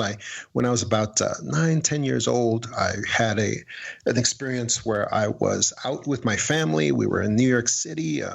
They were attending a party, and we were there with hundreds of people in some rented hall. It was just very, very good time for all. And a bunch of little kids found each other and spilled out into the night. It was way past any of our bedtime. It was about probably 1 a.m. And we ran out into the night. Streets were deserted. And we were playing tag, playing Rigolevio. It was big. It was a big, happy time for everybody, and got kind of spirited. One of the kids hit me in the stomach, and I went down on the sidewalk on my back, and one of the other kids screamed, "Oh, he's really hurt." And so they took off, running back to the rented hall where everyone was partying. And I was left there on my own, and I was able to just be looking up at the sky. It was a very starry night, very beautiful starry night. And I was noticing that there was a dark spot, like a large dark spot between these two tallest buildings I'd ever seen up to that time. I was looking at this, and it was like a black ink cloud, very large, like the kind of squid would give off in the water if you're trying to get them with your hand. And it was just a black ink cloud, and suddenly out of the bottom of that cloud started coming out these spotlights. And I was just looking up. By this time I was on my feet looking up at this thing. And these spotlights came out the bottom of the cloud, started emerging, and yeah, sure enough, this sort of UFO-looking disc, came out. It appeared to be metallic, sort of, and it came out. It had spinning lights in the bottom, and it just came out, and I just got hit with that spotlight that many witnesses have felt over the years. It's like a bluish-greenish kind of spotlight. And it just hit me, and I just kept looking up at this thing. And as it's approaching me, 2 teenage girls appeared on my left side, and they were screaming and looking up at the same thing I was looking up at. And they were trying to hug each other and just looking up. And one of them yelled at me, "Little boy, you better run home. The world might be ending." And then they disappeared. And I was looking up, and myself and the disc, it appeared we changed our mind at the same moment, because I took a step back out of the spotlight, and then the thing reversed course and started going back up, kind of like a cartoon character jumps in the hole, pulls the hole in after it. This thing went up into the cloud, and then the cloud was gone. I just broke, and I ran back to the rented hall where my parents were. I tried to tell them what had happened. They didn't want to hear about it in public, and but later at home I told them the whole story. And my mom gave me the briefing on that can't talk about paranormal topics in front of people. It's not something that's gonna do any good, and it's not something that will lead to any place good at all. And that was my first experience. Why did she think that? Because she was keenly aware of the fact that people will misinterpret, and speak negatively of paranormal experiences. She was also a powerful psychic herself, and not a voluntary one, but she had some kind of psychic abilities that would come upon her different times. So she knew about being very discreet about talking about UFO experiences or anything paranormal in front of people. Chris? I was actually exposed to a lot of interesting information on divination, the tarot cards, pendulum divination, that sort of thing at a young age. And of course, I was told that not to really discuss this outside of the family, shall we say? Exactly. So anyway, we have some questions here from Angelo, who has been a long-time poster. He's been here since the very beginning, almost 2009. He's one of our staff members here, and it's good to have him back. He's been missing from the forums for a while. And he's wondering, does your research that you've done in this connect to other paranormal activity that has been reported, such as hauntings or shadow people? I think, to expand on that a little bit, I think he's wondering, like I often do, if there is possibly some form of interconnectedness between what are apparently divergent paranormal phenomena. They seem to be separated and highly different. But is there possibly connections? I believe there are. There's been a lot of observation that the alien visitor phenomena, it doesn't really behave. It doesn't appear to behave the way a physical phenomena would. Let's do our break. We've got more to come. More of the answer from John DeSouza in the next segment of the show. You're with Gene and with Chris and with John. You're in the Paracast.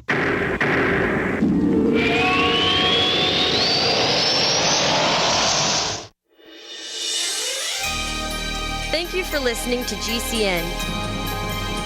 Be sure to visit GCNlive.com today. We also have swag. We have all these exclusive Paracast things that you can buy. We've got 60 or so different items, and entails t-shirts, sleeves for notebook computers, iPad cases, mouse pads, the Paracast jumbo tote bag, all sorts of t-shirts and jackets and stuff like that for men and women. We have a Paracast aluminum water bottle. All this stuff, you go to store.theparacast.com, store.theparacast.com. What makes it special is that the items are the best quality, great t-shirts, fabrics, and they have our official logo on them. That's what makes them special, in multiple sizes and colors. We even have stuff for children, stuff for women, stuff for men. We have all sorts of sizes, like small up to X large. A lot of good stuff. That's the swag from the Paracast. If you go to store.theparacast.com, stop by and take a shopping tour.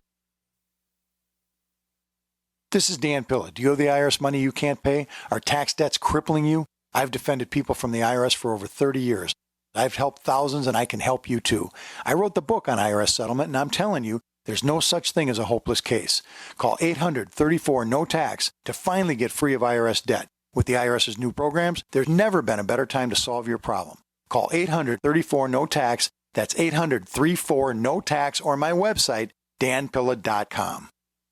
Are you looking to become more self-sufficient? Then you need to have your own energy source. The SolarK EMP hardened generator is automatic, maintenance-free, and reduces your monthly electric bill. You can also take it off-grid when you go camping. Contact PortableSolarLLC.com or call for details at 972-575-8875 today. Portable Solar LLC gives you everything you need to start using solar energy in less than 1 hour. SolarK EMP hardened solar generator energy insurance for your family or business. Call Portable Solar LLC today.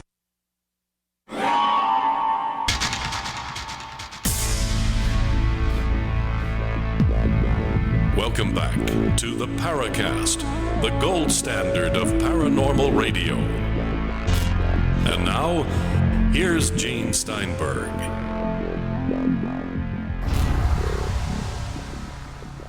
We're going to have certainly a fascinating episode of After the Paracast this week, where we'll kind of summarize some of this and have some surprises. Lately, the After the Paracast podcast has done some real special things. We've had episodes with Greg Bishop, Red Pill Junkie, Curtis Collins, and more. And the only way for you to hear that show is to be a member of the Paracast Plus. To get information on how to sign up, go to plus.theparacast.com. Simple as that. Prices start just $1.49. Former FBI agent John DeSouza is here.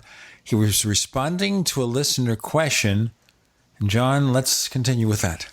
There's been a lot of intellectual observation over the years that alien visitor phenomena and UFOs, in a lot of ways, it behaves not like a physical phenomena, but more like a spiritistic phenomena, because of this whole peekaboo type behavior that we see over the years. Why don't they just, if a phenomena is physical, then you expect it to act like a physical phenomena. They would just land on the White House lawn, come on out and have commerce with human beings, whatever that would look like. They'd be all over the place, like a parade down Fifth Avenue. And they would be interchanging with us in an open commercial sense. Not what's going on now, where it's this sort of phenomena that just kind of appears, doesn't appear, it's there, it's not there. There's, just contact with selected individuals here and there, but not with large numbers of people at a time. Like I said, it does appear to act more like a spiritistic type phenomena, even analogous to like ghosts or other spiritual phenomena. It doesn't seem to be physical. So yeah, I agree with that very much. Do you think at all, though, that some of those so-called contacts and or abductions might have been government experiments? And I'll give you an example in a moment. But do you have any feeling for that? Oh, yeah, absolutely. But what I always tell people is that these versions of the phenomena that people have, they're not mutually exclusive. Yeah, there can be a portion of these phenomena that could be generated by the military-industrial complex. Whether you're talking about UFOs, a lot of people say that the triangle ships very possibly are secret projects from breakaway civilization type things, or that some of these experiences could be military laboratory type experiments on people done by humans, by human sources. And yeah, that could be true as well. Yeah. Ever hear of a contactee named Orfeo Angelucci? No, I remember that name. Okay, he's back in the 50s and 60s. We had this whole group of people, George Adamski, Dan Fry, Truman Bethram. And Orfeo Angelucci talks of a time where he meets this government person, I think at a diner, and the government person gives him a tab of something. And he takes it. And to quote the song A Day in the Life, he went into a dream. So we think he was drugged, probably. And this is an example of a possible encounter with a government type who did something. And so we can't ignore that. That's why we get into a lot of the stuff here that some of the early UFO cases, late 40s, 50s, involved government. We have Maury Island. And the Maury Island case is interesting, and I'll tell you why for a lot of reasons. It supposedly involved a UFO dropping some kind of metallic substance. Kenneth Arnold, who had the sighting on June 24th, 1947, was called to Maury Island and dispatched there by Ray Palmer, who is possibly one of the people who created the UFO mystery, and I'll tell you about that in a moment. Ray Palmer was editor of Amazing Stories.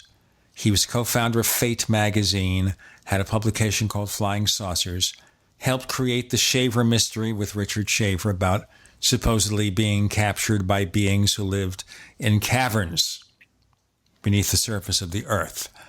And Palmer sends Arnold to Maury Island to check it out. And he gets into a hotel. It's really strange because it's like James Bond. And he goes to Tacoma and he looks for a hotel. There's nothing there. He didn't make a reservation, figuring it's a big city. There's always going to be a hotel. Finally, he finds a hotel, and they already had a reservation in his name. And as recounted in a book called The Coming of the Saucers, he apparently was being recorded. They didn't use tape then. I think they used wire recordings, whatever. He was being bugged while this was happening. All right? One of the people, a harbor patrolman, who saw the UFO was a guy named Fred Lee Chrisman. The reason I mention him is because he'd write letters as a reader of Amazing Stories magazine during the era of the Shaver mystery, talking about the arrival of flying discs in the skies. A lot of what we saw in the early UFO encounters were depicted in the so-called factual sections of Amazing Stories, which was otherwise a science fiction magazine, again, edited by Ray Palmer. Palmer, of course, has his involvement with this guy, Kenneth Arnold, who had the first modern UFO sighting. Yeah, okay. So therefore, it's pretty weird what happened there. That this one guy anticipated the UFO mystery, dealt with the guy who was a pioneer sighter of UFOs, encountered this guy named Fred Lee Chrisman, who was writing about flying saucers and Amazing Stories. And later on, by the way, there were a couple of rumors about Chrisman. He's kind of an odd character. He had a talk show in the Seattle area, right-wing, I think. And also there was a story that was being researched by a friend of mine that maybe he was one of the hobos they saw near the school book depository during the Kennedy assassination time. Right, and also he was in the OSS searching for stolen Nazi gold or stolen Japanese gold in the Philippines. That was a conversation stopper.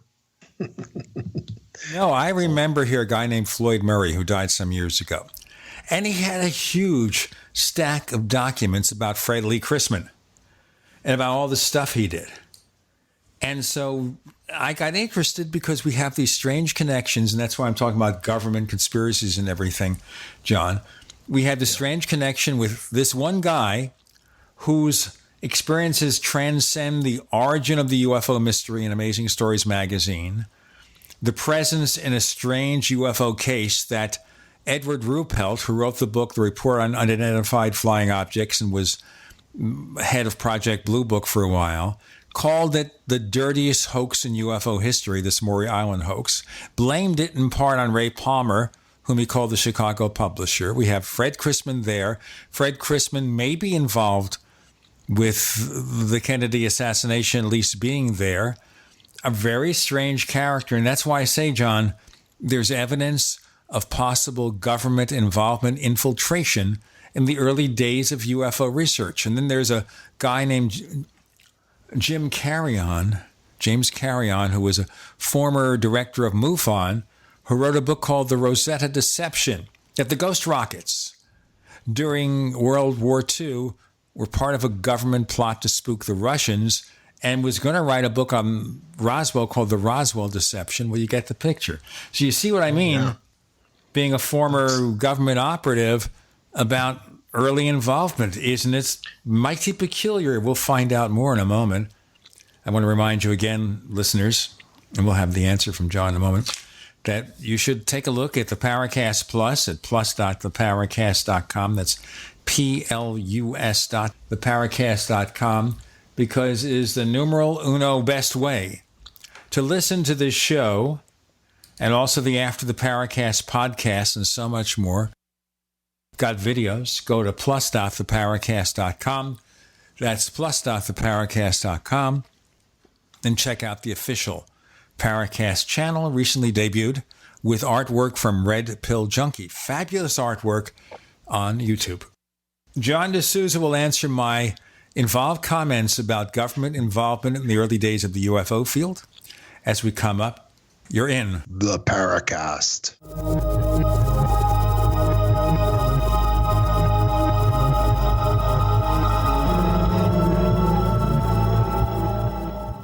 Neighbors, I want to tell you about my favorite graphics app.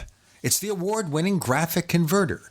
You know, Graphic Converter is the universal genius for photo editing on your Mac. Join over 1.5 million loyal users for this Swiss Army knife photo editing app. It gives you all you expect from a top-flight image editing app with tons of features, and most important, it's easy to use. It's also far less expensive than that other app that you can only get by subscription. You know, the one I'm talking about. What's more, you can get 20% off with your order right now. So write this down to learn about Graphic Converter. Go to www.lemkesoft.de/Gene. Let me spell that. www.lemkesoft.de/Gene. Hello, I'm Mike Lindell, the inventor of MyPillow, and like all of you out there, I had problems sleeping. Pillows would go flat, I would flip-flop all night long, I would wake up with a sore neck, maybe a headache, or feel like I needed a nap even though I slept 8 hours. When I invented MyPillow, I wanted it to where you could move the patented fill to give you the exact support you need as an individual, regardless of sleep position. MyPillow will get you into that deep REM sleep faster, and you will stay there longer. It's not about how much time we spend in bed, it's about how much of that quality sleep we get. I do all of my own manufacturing right here in the United States. I have a 10-year warranty. You can wash and dry my pillow, and I give you a 60-day money-back guarantee, so you have nothing to lose. And here's my best offer ever. You can buy one of my pillows and get one absolutely free. Go to mypillow.com or call 800-870-0305 and use promo code GCN. That's mypillow.com or 800-870-0305 with promo code GCN. Being self-reliant is about being prepared and to do what you need to have your own source of renewable energy. Portable Solar LLC offers the most powerful EMP-hardened solar system on the market that is transportable from place to place, and the best part, it's very affordable. Contact them at portablesolarllc.com or call for details at 972-575-8875. Soul Arc EMP-hardened solar generator energy insurance for your family or business. Call Portable Solar LLC today or go to portablesolarllc.com to check out their patent-pending technology. It's about time something new came along for better selling and buying online. And I found it. What now, Marge? It's buysellmakeoffer.com. Never heard of it. It's a brand new company. That's why you've never heard of it. It's the newest and best way to sell any products online. I did all the research. Sell my car? Yes. Our home? Yep. My golf bag? Your golf clubs. All of them. How about your purse collection hoard? Hey, now. You said any product. Right. I did.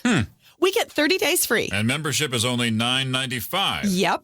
And buysellmakeoffer.com will never charge item fees, ever. Never. And this is cool. Listen to this. You can even use Skype or video to show your items. That's cool. Yes. All we have to do is go to the website, sign up, and then load our stuff to sell. I love this site. Buysellmakeoffer.com. Buysellmakeoffer.com. You got it? Buysellmakeoffer.com. Buysellmakeoffer.com. Better selling, better buying. It's a no-brainer. A Big Berkey water filter is the one you need, period. You need a water filter that removes chlorine, fluoride, pharmaceuticals, BPA, and other endocrine disruptors, pesticides, bacteria, viruses, and much more, right? And does it all at only 2 cents per gallon. Get the original and most trusted name in gravity water filtration, Big Berkey. And now GCN listeners receive 5% off ceramic filter systems using code GCN. Call or click 1-877-99-BERKEY or BigBerkeyWaterFilters.com. That's 1-877-99-BERKEY. We'd like to hear from you.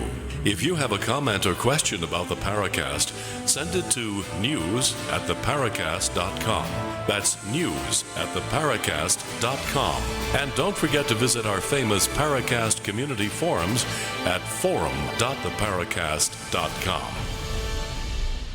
So I raise a lot of scenarios there, John, that have nothing to do with interdimensional visitors, but possibly stuff by our own government. What do you think? Well, I'll tell you, no one has to convince me that government would engage in underhanded tricks, psyops, poisoning people with tablets, conducting unauthorized experiments on individuals, both to do with UFOs and even outside of UFO areas. You don't have to convince me of that, that's for sure, because there has been a history of that before the incidences that you pointed out and after as well. Yeah, I have no doubt that the government did these things with these individuals, and that the government tried to shape the narrative of UFOs and alien visitors towards the beginning of the phenomena in the ways that you said. I can absolutely believe every incident that you point to. However, like I said, it's not exclusive. The alien visitor phenomena being true and real and actual in accordance to, and because you just have to go through the cases, talk to the witnesses, and you can see that what you're talking about absolutely can exist and can be real. At the same time, the actual alien visitor phenomena can also be real and be genuine.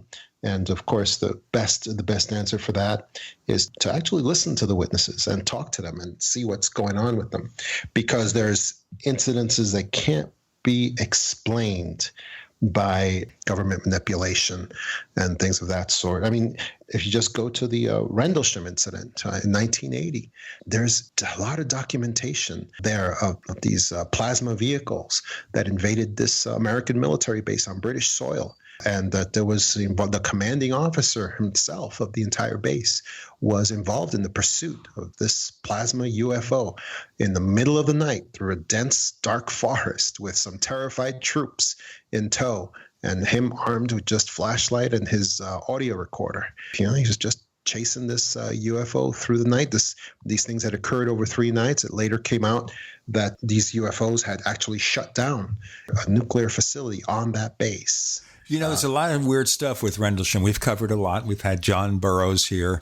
We had Nick Pope, the former head of the Ministry of Defense. And we've had Charles Hall. We've had Jim Peniston. There you go. Peter Robbins. Yeah, we had Peter Robbins. I don't think we've had Larry Warren. Have we had Larry didn't. Warren? And this is interesting. Larry Warren wrote this book with Peter Robbins called Left at Eastgate, the original best-selling Rendlesham book.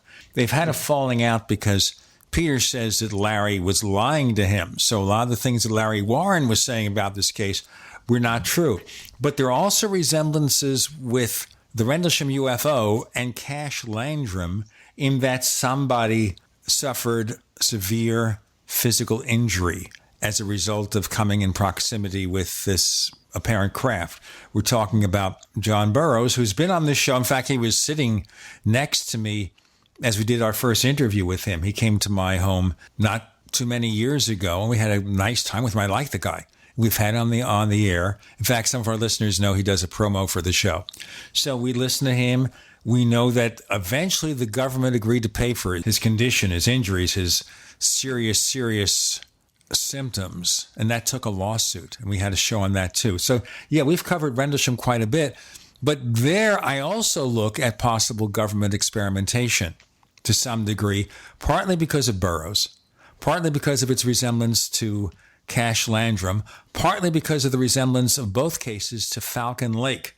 And we did an interview with Chris Rutkowski, the famous Canadian UFO researcher who has a really, really solid head on his shoulders. Falcon Lake, where someone suffered something that also might have been similar to radiation burns. Do you see the point, how complicated this is, John? Oh, sure, absolutely. So that makes you believe, because of injuries and radiation burns, believe that what exactly? It's not a question of belief. I think it means that we have to look into a lot of possibilities here. There's a possibility of some government involvement. It could be something paranormal, supernatural, extra-dimensional. I will not dismiss that. It only says we have an open book on these cases, and we should look at the resemblances and the possible similar injuries of witnesses. Sure. How about when a witness is killed? Well, that too. Give us an example of a case involving that. Well, I'd be interested to hear what you think about the Travis Walton case, which continues to develop 40 years later, where he was a very young man working in the logging in Sitgraves National Park back in 1975. His crew was leaving for the night in a truck, and a plasma vehicle appeared just above the tree line. And you're assuming it's plasma vehicle. Well, because the description is that it was giving off a very bright light. It was not just sitting there as like a metallic appearance. It appeared to be filled with light. So to me, that just speaks to the whole plasma description of the vehicle. So that's why I go to that assumption because of how the appearance of the vehicle was. It wasn't just, appeared to be giving off light at the time. I tend to refer to UFOs as plasmas anyway, because to me, they just, I think that's a more accurate description of their properties and abilities. So of the genuine ones, I'm saying. He ran under this plasma vehicle, and he foolishly went into this halo of light, and the thing apparently gave off a bolt of energy as it was taking off, and it just struck him down, apparently dead, to his partners who were in the truck, and they just took off. And they left, and they figured he was stone cold dead. And later on, he also said he was probably struck down dead at that time also. One of the things that happened in that case is that there's another witness who happened to be in the forest at that time, and he was hunting in the forest at that time, and he emerged from the forest as that occurred, as Travis was struck down by this plasma vehicle that was hovering above him. He just looks to his right, and he was a member of the military, this guy, and he looked to his right, and he just saw a giant thing, a cloud of dust from the truck peeling off, and a bunch of guys screaming in the truck. And then he looked to his left, and he saw a young, very skinny young man, apparently unconscious or dead, being lifted up into the bottom of a plasma ship in a spotlight and just being lifted up. That when I heard him talk about that, it captured my imagination so much, I actually put it on the cover of my book, exactly what he said he saw. And he later took polygraphs to show that he was telling the truth of where he was and what he saw. And he went to his base military commander and asked if he could come forward with his testimony, and the base military commander said to him, "You can come forward only if those guys are indicted for murder. Then you can tell them what you saw." 5 days later, Travis Walton, so that indictment never came, even though they were working on it. Later, he went to Travis and he showed him his polygraphs that he was telling the truth about what he saw. However, when Travis did his background checks on the guy, it came out that he had some contacts with these debunker groups that had plagued Travis and his witnesses for so many years. So that's why that witness was never really accepted by Travis Walton to this day. More to come with John DeSouza and Gene and Chris. You're in the Paracast.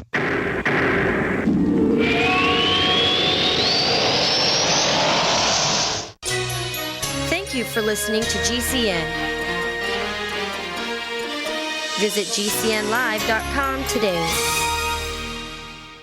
Water is the single most important thing your body needs, so you want to be sure it's the best for you and your family. Since 2005, thousands have depended on Berkey purified water. The Berkey Guy provides the lowest priced filtration systems in every size. For incredibly delicious water now and in an emergency, get to GoBerkey.com or call 877-886-3653. 877-886-3653. GoBerkey.com. Is that Ellen painting her garage? Yesterday she was trimming her hedges. What's her secret? I heard she was eating this new super berry called the aronia berry. Aronia what? Aronia berries from superberries.com. They're known for having one of the highest levels of antioxidants that helps with overall wellness. Where can we get them? Go to superberries.com/radio. And right now we get a free smoothie recipe book with our order. Plus we can save $4 at checkout. I can't wait. I've got lots of projects I need to get done. Yes, you do. Choose health. Eat purple. Superberries.com. Have you checked your Google search results lately? Search results are usually the first impression that people form of you or your business, so make sure that they create a positive impression with ReputationDefender.com. What the internet says about you can have a big impact on your life and your livelihood, even if it's not true. Fortunately, you can now control how you look online and in online search results with ReputationDefender.com. Call 800-831-0771 now. That's 800-831-0771 for your free reputation analysis. If you have negative material from an ex-employee, upset patient, or former client, newspaper article, legal issue, social media, or other source showing up in your search results, you can combat it with ReputationDefender.com. Our dedicated experts in patented technology can help make your online search results look their best. Call 800-831-0771 to learn more. 800-831-0771. That's 800-831-0771. Or visit ReputationDefender.com. Have you racked up more than $10,000 in credit card debt? Are you barely getting by, making minimum payments? You should know the credit card companies are tricking you into thinking there's no way out. Credit card companies would rather you didn't know that there are ways you can become debt-free, and you don't have to pay the entire amount you owe. There are debt relief programs that help people like you escape overwhelming credit card debt. National Debt Relief has helped tens of thousands of people just like you reduce more than $500 million of debt. National Debt Relief has helped so many people they're A-plus rated by the Better Business Bureau. You don't have to declare bankruptcy or take out a consolidation loan. You have the right to settle your debt for a mere fraction of what you owe. Reduce a large portion of your debt now. Call National Debt Relief at 800-314-7417. 800-314-7417. That's 800-314-7417. Biochemistry determines your mood, memory, energy, and endurance. Your body's primary metabolic function is to make protein. One World Whey is a unique, non-denatured protein. This enables your body to have virtually 100% utilization, whereas typical whey protein powders offer no more than 18% utilization of protein. One World Whey also delivers life-giving frequencies to your cells. The net result for so many people is improved energy, mood, and elimination of pain from inflammation. This technologically enhanced One World Whey has been really amazing for me. I'm 36 years old, and for the past several years, I've been struggling with lack of energy, drive, and stamina. And after just 2 weeks on this product, I'm feeling so much more energy. My yoga practice has deepened, and as a massage therapist, I'm able to see more clients than I've been able to in years. I've never felt results that quick with anything I've ever taken. Call 888-988-3325 or visit oneworldwhey.com. That's oneworld.com.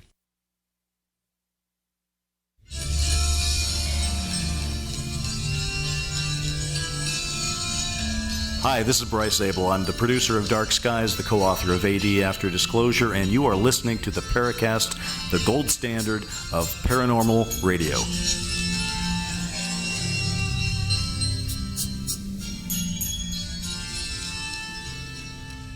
We were talking about Travis Walton and his encounters very briefly. Travis was also on the Paracast once. Chris, do you know him much at all? A little bit, right? Yeah, I've spent some time with him when I was out in L.A. visiting Tracy Torme. I was able to spend actually the entire afternoon with both Tracy and Travis. Was really struck by how intelligent he is. You'd think a logger from Snowflake, Arizona, with limited education would be, you know, kind of a salt of the earth kind of guy. Travis is really smart and very bright. I have been around him and caught him when he drops into these kind of glitches where he goes into a 1,000-yard stare, which convinces me that he's still, on some deep levels, still traumatized by what happened to him, 40 plus years ago. And I've always been convinced that it's a real deal. I've known Travis. I met him over 20 years ago, and his story has never varied. I just spoke with a journalist, actually, who I'm helping with a project. He actually interviewed Travis on camera within weeks of his experience happening. And then he went back last year and did the exact same interview, asked him the exact same questions. Of course, Travis had forgotten the initial interview years ago.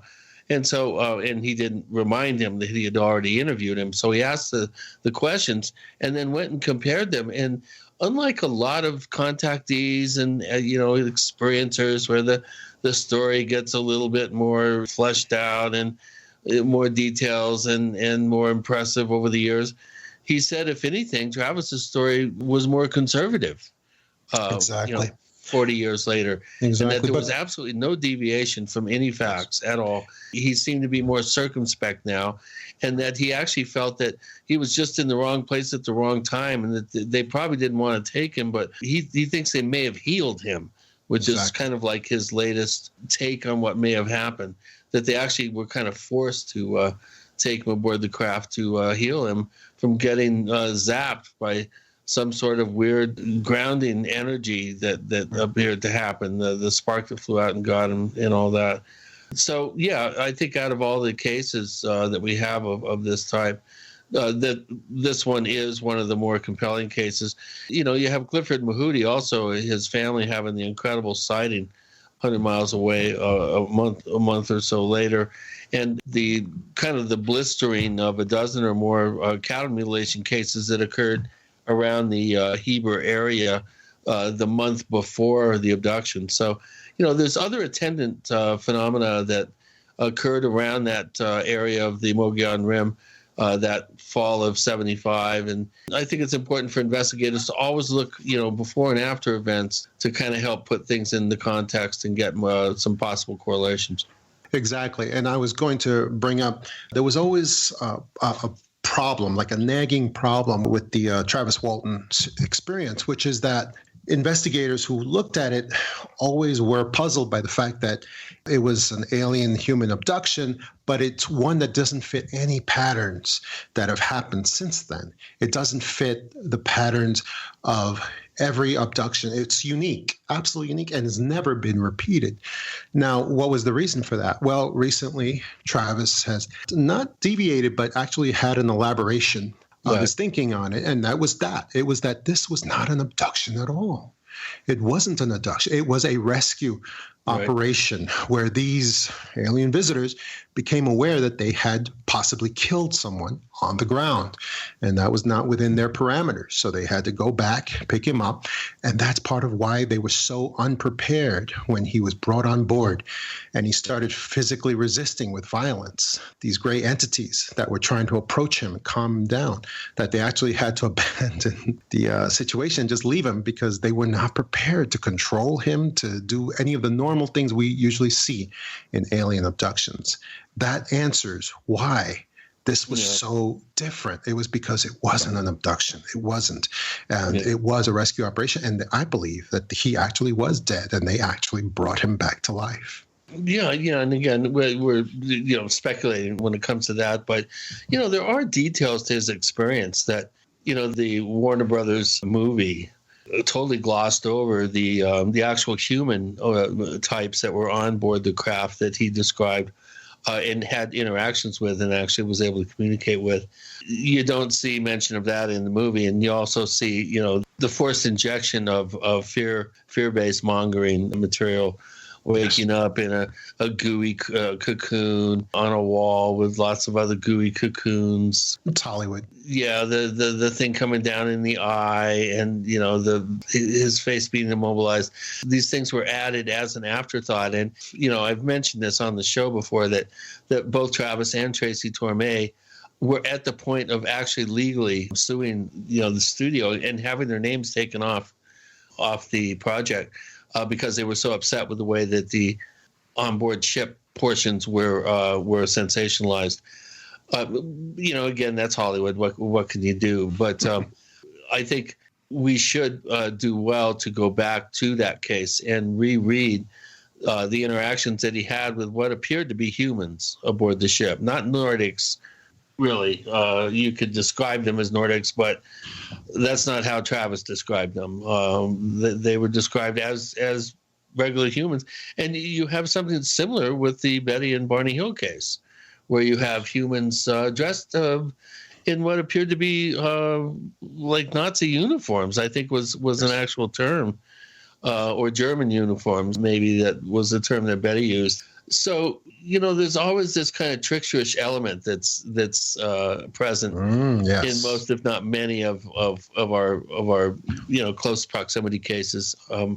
And I think instead of throwing those particular anomalies out of our data, I think we should actually spending more time examining those inexplicable elements, because that may be where the clues are that we're, it's like forest for the trees, it's dangling right in front of us and we're not picking up on it. Yeah.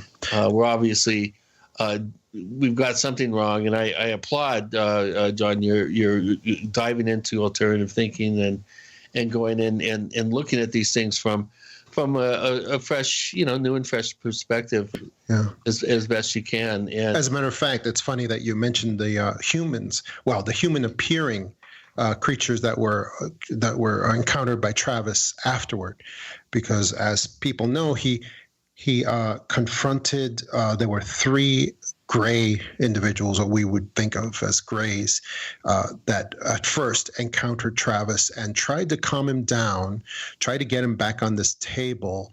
And of course, he confronted them with violence, and they were small and weak, of course. He said their muscle tone, when he hit one of them, their muscle tone was almost like rubber. There was just like no muscle there at all. And so they ran away from him. They abandoned the effort. But then later, and this is my contention, I believe that those same entities because there were 3 human entities that appeared kind of uncoordinated between themselves that he later encountered, who were, I think, was 1 female and 2 males that had that Nordic appearance, sort of. They had that. They were very tall, very well muscled, very tremendous body. But one of the things that I contend is that those 3 Nordics, for lack of a better term, that he confronted later, they basically shared some of the qualities with the earlier 3 grays.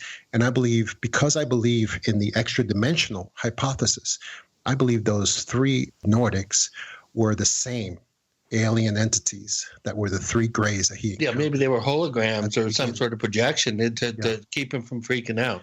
Yeah, because I believe alien visitors, from what I've seen, I believe the alien visitors, because they are extra-dimensional in nature, they probably are able to change their race, their appearance. They're just like even easier than we change suits of clothing. We got more to come with John DeSouza, final segment. And Gene and Chris, you're in the Paracast.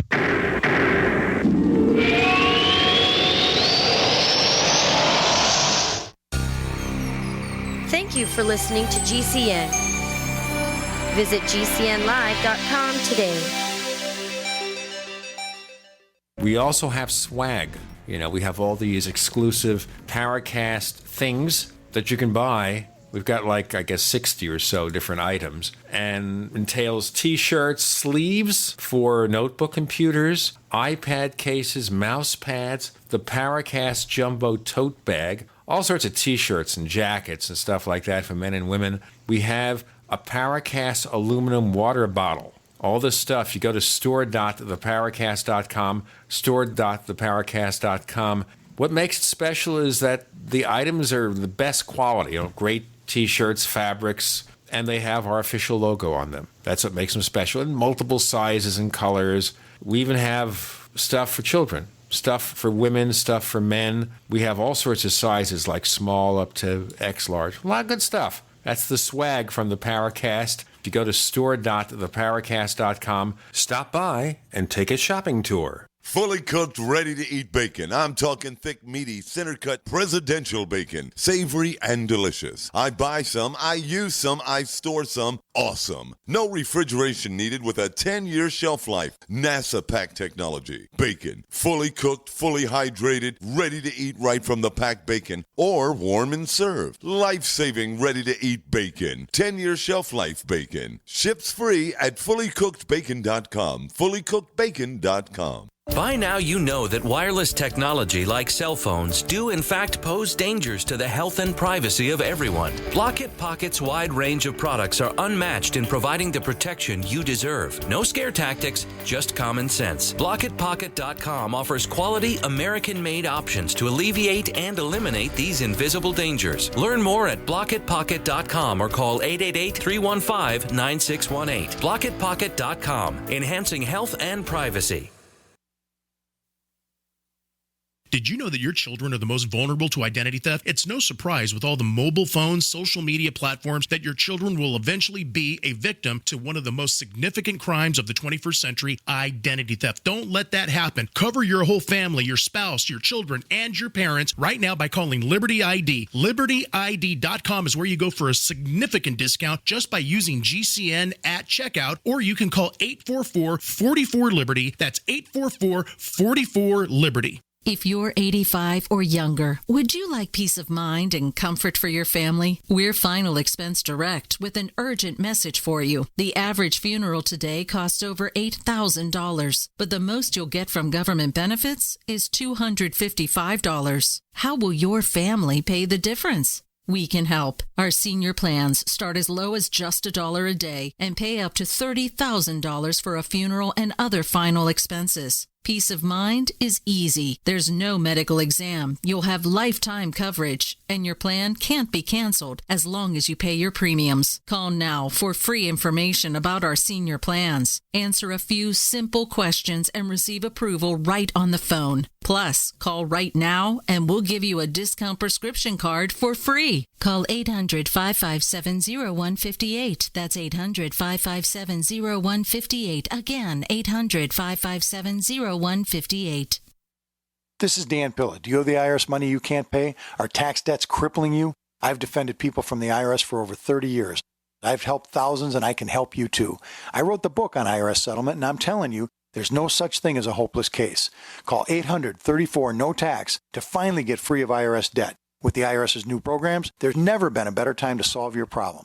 Call 800-34-NO-TAX. That's 800-34-NO-TAX, or my website, danpilla.com.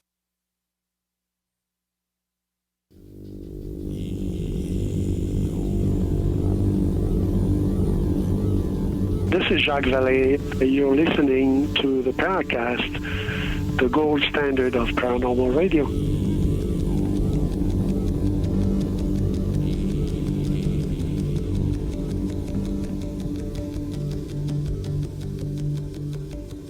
So, obviously, whatever Travis Walton saw, that's not what they looked like. Or it was a show put on for his benefit. Yeah, it's a show. I believe it's always a show put on for the benefit of the experiencers, because I believe that these alien visitors, that they can change races, they can change appearance like we change suits of clothing, maybe even easier than that if there's a holographic type component to it. And I think that the Travis Walton experience is a good example of that, because you see those repeating, because what investigators do is they look across hundreds of these cases and look for these clues, patterns that repeat, because we're building a profile. We're building a profile of the subject and who they are and what they want and what their agenda is. Now, there's an abduction researcher out there, actually two, but one's no longer with us, Dr. David Jacobs. He has a theory that ET is here to create a hybrid or hybrid race of humans, aliens, to eventually take us over. And that's what abductions are all about. And that's why we have all the genetic experimentation and the reports of people possibly being impregnated with alien embryos or something. That, to us, is very extreme. Chris and I have very serious questions about Dr. Jacobs' research and about his conclusions.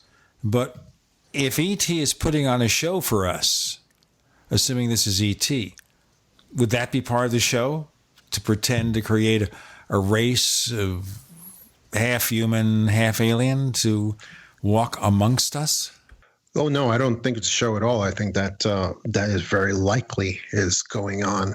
I don't know if it's already been, if these hybrids have already been planted here. But like you said earlier, all these abductions that have probably been going on over hundreds, thousands of years, they're collecting a lot of human material, and they've got quite a bank built up. When you have money in the bank, you got to spend it at some point. And I believe we're going to get all that tissue, all those samples, all the human material. We're going to get it back someday. And yeah, I think a part of it is going to be the way that Dr. Jacobs says, with these hybrid creatures, these mixed creatures that will be sent back to us. And we're going to get all of that material. Now, imagine with all that human tissue material that they've built up over so many years, how many hybrids is that they could actually build in that time to send back to us? That's quite a lot. Yeah, but do you really think they engage in such a primitive way of doing this?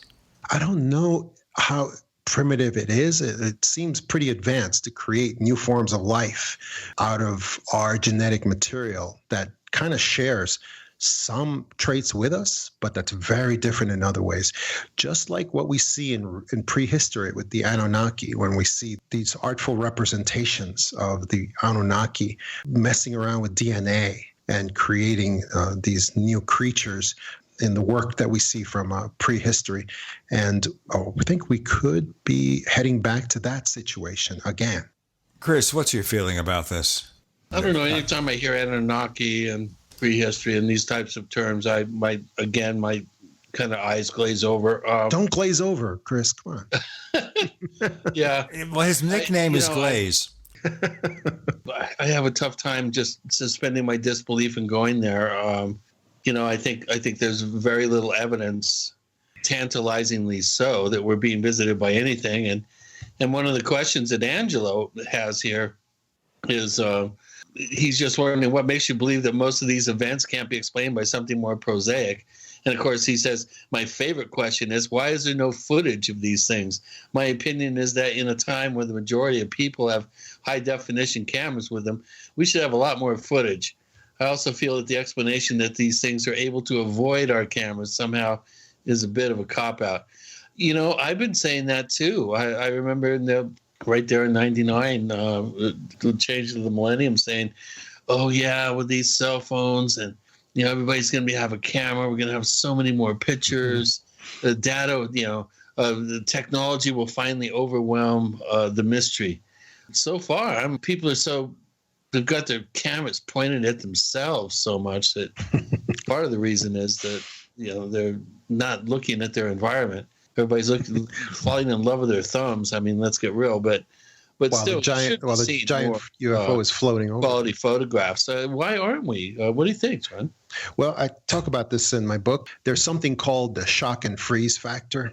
When a person experiences a paradigm shifting event, there's kind of like a revolt from the brain that doesn't want to accept what the senses are taking in. And that happens to anyone who goes through something that changes their reality. There's a resistance to accepting that it's true. It's called the shock and freeze factor.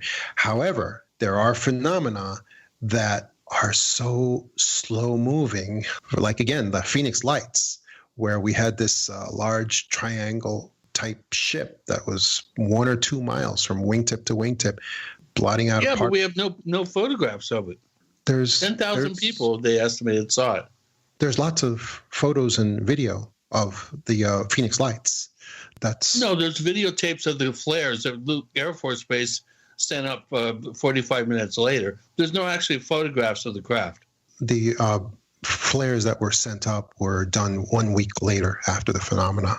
It was just timed to make it appear that it was done in the same time frame, but it was a week. No. The flares were sent up 45 minutes after the craft went by. Yeah, but there are photos of the actual phenomena and video as well. If you just people do a search, they can find various examples of that. It is out there. And the reason is because it was such an incredibly slow-moving phenomena at the time, almost as if it wanted to be seen by as many people as possible. Well, it's something that you were kind of fishing around for. I noticed in the book, fishing around for people that would make good spokespeople, and you touted Lynn Katai as someone that is positioned because of her, academic credentials and whatnot, as a person to represent the UFO field, and because she was in Raising Arizona too, the movie. Yeah, I would beg to differ with you. She's one of the most bought-in, naive, total suspension of disbelief, special destiny person, all the things that are bells and whistles in my book. I mean, I love Lynn to pieces, don't get me wrong. I think she's a great lady. But she has totally bought the whole true believer, Kool-Aid, hook, line, and sinker. I don't believe she's objective. I think that she's had a life-changing experience, and everything now is going to be tempered through that particular prism. So it's always a bad thing whenever any kind of phenomena or outlook becomes like a religious type outlook instead of just what it is. And so I just want to tell people that they have to look at these people's testimony and just decide for themselves. And look at my testimony also in my books on my website, johntamabooks.com, and my books on Amazon, the Extra Dimensionals and the Para Investigators, and so they can decide for themselves, what is credible and what is not. Thank you so much. You can find us on Twitter. Look for the Paracast on Twitter. Look for a pair of official Paracast fan clubs on Facebook. Look for the official Paracast channel on YouTube. It's getting complicated already. And look for the Paracast Plus. Go to plus.theparacast.com. That's plus.theparacast.com. There you find out about joining Paracast Plus. We offer a version of this show free of the network ads. We take out 41 minutes of ads, so everything goes with very little interruption. We give you the After the Paracast podcast for more, and we also offer videos and other things. More content coming from Paul Kimball's Other Side of Truth in the near future. As a matter of fact, when he finishes his current efforts at being a politician. Paul Kimball, right? Check out plus.theparacast.com. John DeSouza, I had a lot of fun with this, talking and debating with you and discussing our viewpoints. Thank you so much for joining us on the Paracast. Yeah, thanks for being on. All right. Thanks, Gene. Thanks, Chris. It was awesome.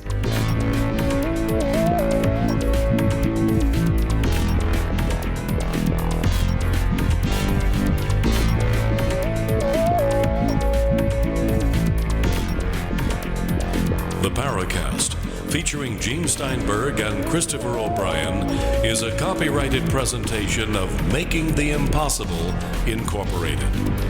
Tune in next week for a new adventure in The Paracast.